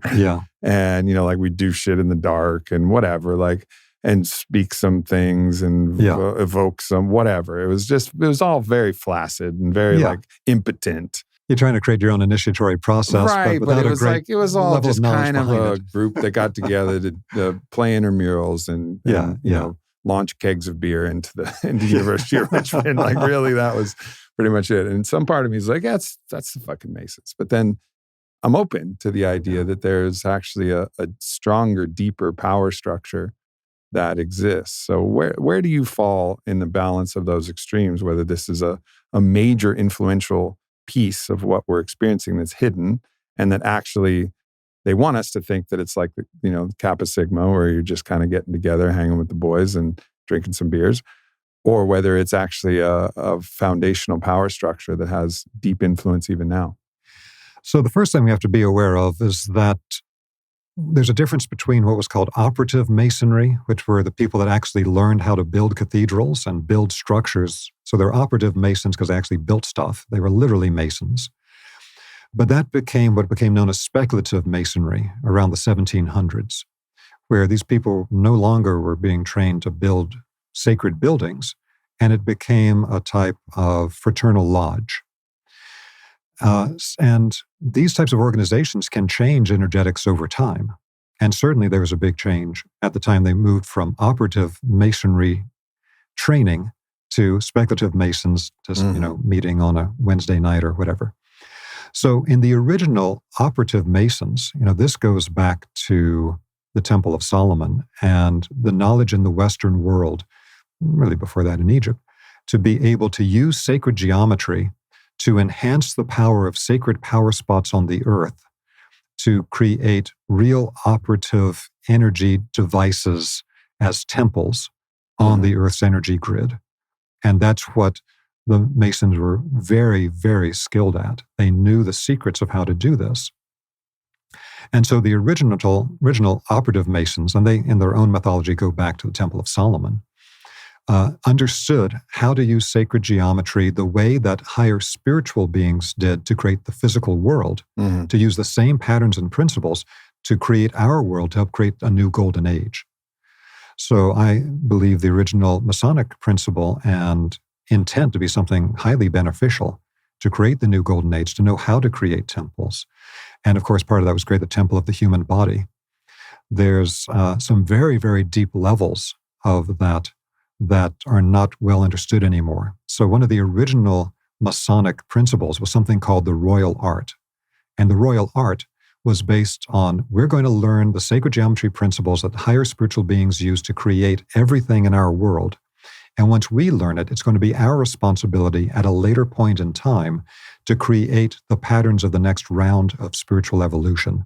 Just like this earth was created by these higher beings, and just like human beings become parents and we have children, and then the children do the things that we used to do after we move on, same thing for spiritual beings. Spiritual beings made everything for the earth for this round of evolution, but for the next round of evolution, human beings need to learn the same patterns, and we need to create the conditions of the next round of evolution. Now that became things like the Masonic influences on the founders of the United States to create the patterns of how do you create a constitutional democracy. And they were absolutely brilliant in it. And we're starting to throw away a little bit too much of that because, they weren't great people in all cases, and they did bad things, and they may have had slaves, not excusing any of that. But nonetheless, what they came up with as a framework of checks and balances so that nobody in the government can take over everything and become a dictator was absolutely brilliant. And that comes out of the Masonic work. All the original people that worked on the Constitution, Declaration of Independence, they were all Masons. And that is something I think is highly beneficial. So we've got a very esoteric side of it. How do we use sacred geometry to amplify power spots and create temples and things of this kind, and create our own body into a temple in some of the deeper teachings? But around the 1700s, this becomes an intellectual thing. It becomes an organization like a fraternal lodge. And again, had some very good outlets like creating the United States' democracy. Then as we move on, I believe my experience of it has been that a lot of the esoteric knowledge that was held in Masonry has become very, very diluted. So I don't believe that the Masons are a primary influencer in where things are going right now. There may be some people who are Masons and understand some of that work, but I know from my experience of modern day Masons and Masonic lodges, I am not a Mason myself, but because I teach sacred geometry, and that's a big thing for Masons, I was invited many years ago to give a talk to one of the oldest Masonic lodges in the United States, which is in Savannah, Georgia. And I gave a talk there about the foundations of sacred geometry, including as it's reflected in certain types of Masonic imagery and things of that kind, but really talking about the whole principle of sacred geometry. At the end of it, the different past masters of the lodge all came out and said, "Oh, thank you so much for giving the talk to us. None of us here know anything about any of this." And what you always hear is like, "Oh, there's this one guy, Craig, in like Kansas City who knows something about it." But it's always like Right. some mythical person in some place, but nobody here knows anything about it. And they even, I don't know what came of this, but at the time they were saying, "Oh, there's like even an impulse now that rather than spending years working through the grades from 1 to 33 to become a 33-degree Mason, that maybe we can put something together that a person can become a 33-degree Mason in like a weekend or something. And that way they can come to some more of the meetings and the Shriners thing and all this type of thing." Right. But in my limited experience of it, maybe there's a whole nother hidden cabal of it that I've never seen and have no contact with. But the average Masonic lodge, it's more of a fraternal lodge, and there are very small number of people there that know anything about the real esoteric background of this. It's more for business networking and social stuff. So it could be that they still have some real influential things somewhere, but I tend to think these things like change over time, and the ball has been passed to some other control groups that are now working in some different configurations. Mm-hmm. Because certainly the external Masonic lodges, if you actually spend time with them and talk to the people there, they're not highly esoteric. Yeah, I mean, it seems like originally it was a Christic impulse. It was about bringing this, how do you bring the divine light into manifest? Yeah. Ahriman and Lucifer balanced in this Christic impulse, and then influenced by the shadow versions of both, where it was like, all right, let's get drunk and let's make more money. Yes. So it almost was diluted and also, mildly corrupted, as we all are by these influences. One thing that happens over time is that organizations, as they have the original founding people die off, is a lot of the knowledge can get lost. So within a lot of esoteric organizations, as time goes on, it's definitely the case that the vast majority of external Masonic members know very little about any of the spiritual principles or what's behind their rituals. Yeah. And I've met a lot of nice people who are Masons, but they're not knowledgeable in this area. And so it becomes a thing that for those Masons who actually are interested in this stuff and who became a Mason because they want to, understand these spiritual principles, and they find that there's not much within the lodges now to learn from with that. It might be good for political or business networking, but they learn very little inside of it. So some of them want to rejuvenate the esoteric impulse within Masonry, and others are just happy to have it become more of a networking thing. And I've been invited to become a Mason, and I'm not putting Masons or Masonry down, but my thing was that I'm not certain why I would want to join this, because I know more about this subject. And I say that hopefully without ego, but I gave the lecture to people and they know nothing about it, than the people that I would now have above me in a hierarchical structure. Yeah. It doesn't make any sense. Plus, I have no personal urge whatsoever to join any hierarchical structure. And I feel a little bit sometimes like the Woody Allen saying that I wouldn't want to join any organization that would have somebody like me for a member. So I'm not a big organization guy. But I think if you look for where some of the controls are being pulled today, at one time, certainly it was the Masons. I'm not so certain that's where the focal point is right now.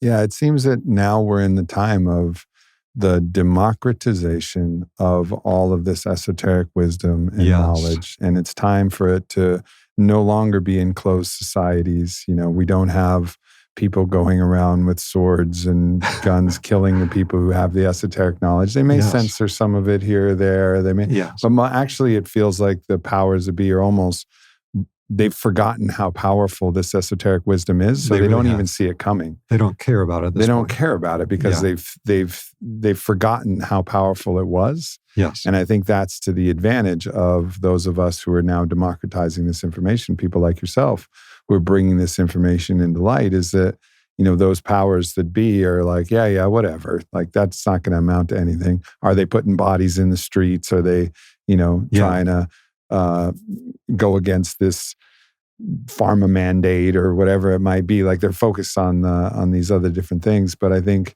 there's immense power in this movement of remembering, which is putting back together Yes. all of this information and synthesizing many of these different schools from the, Hermetic principles, the Rosicrucian principles, the Gnostic principles, Yes. the Kabbalist principles, the deep Buddhist principles. Everything is invited into this new alchemy and this new synergy that's being created. And I think, those powers that are opposed to it are really sleeping to the dragon that's awakening.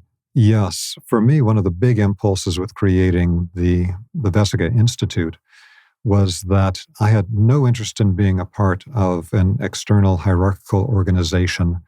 And I didn't even I don't want myself to be seen as like anyone who's like a infallible source. Sure. It's all about the original Rosicrucian impulse was for everyone to connect directly to spirit without any external intermediary. And my purpose with Vesica was to be able to gather the information from many different sources where it's very fragmented right now and often very unclear, and to put it together in a clear, concise context where people could save time by accessing the information and the practices that they're going to do with whatever they choose to do with it, because their path may not be the same as my path. And it's nothing about following me or my being anything other than a person collecting and transmitting the information. It's all about them getting what they need to connect directly and understand this incredible legacy that people that came before us, which also includes us in previous times, put together as bodies of knowledge and practices that will help us to develop in this lifetime and help the world around us in this lifetime to get to the next stage it needs to get to. Yeah. Thank you for your work.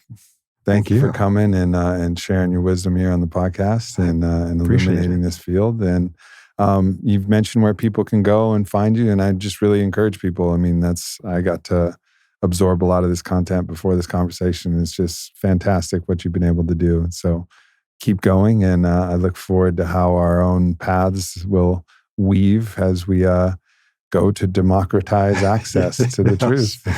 Yes. Thank you so much. It's such a pleasure to be here with you, and I love the work you do. So it's a great pleasure to be here. Yeah. Thank you so much. And thank you, everybody, for listening. We love you, and we'll see you next week. Thanks for tuning into this video. Make sure you hit subscribe. Follow me at Aubrey Marcus. Check out the Aubrey Marcus podcast, available everywhere. And leave a comment. Let me know if this video resonated or what else you would like to hear from me in the future. Thank you so much.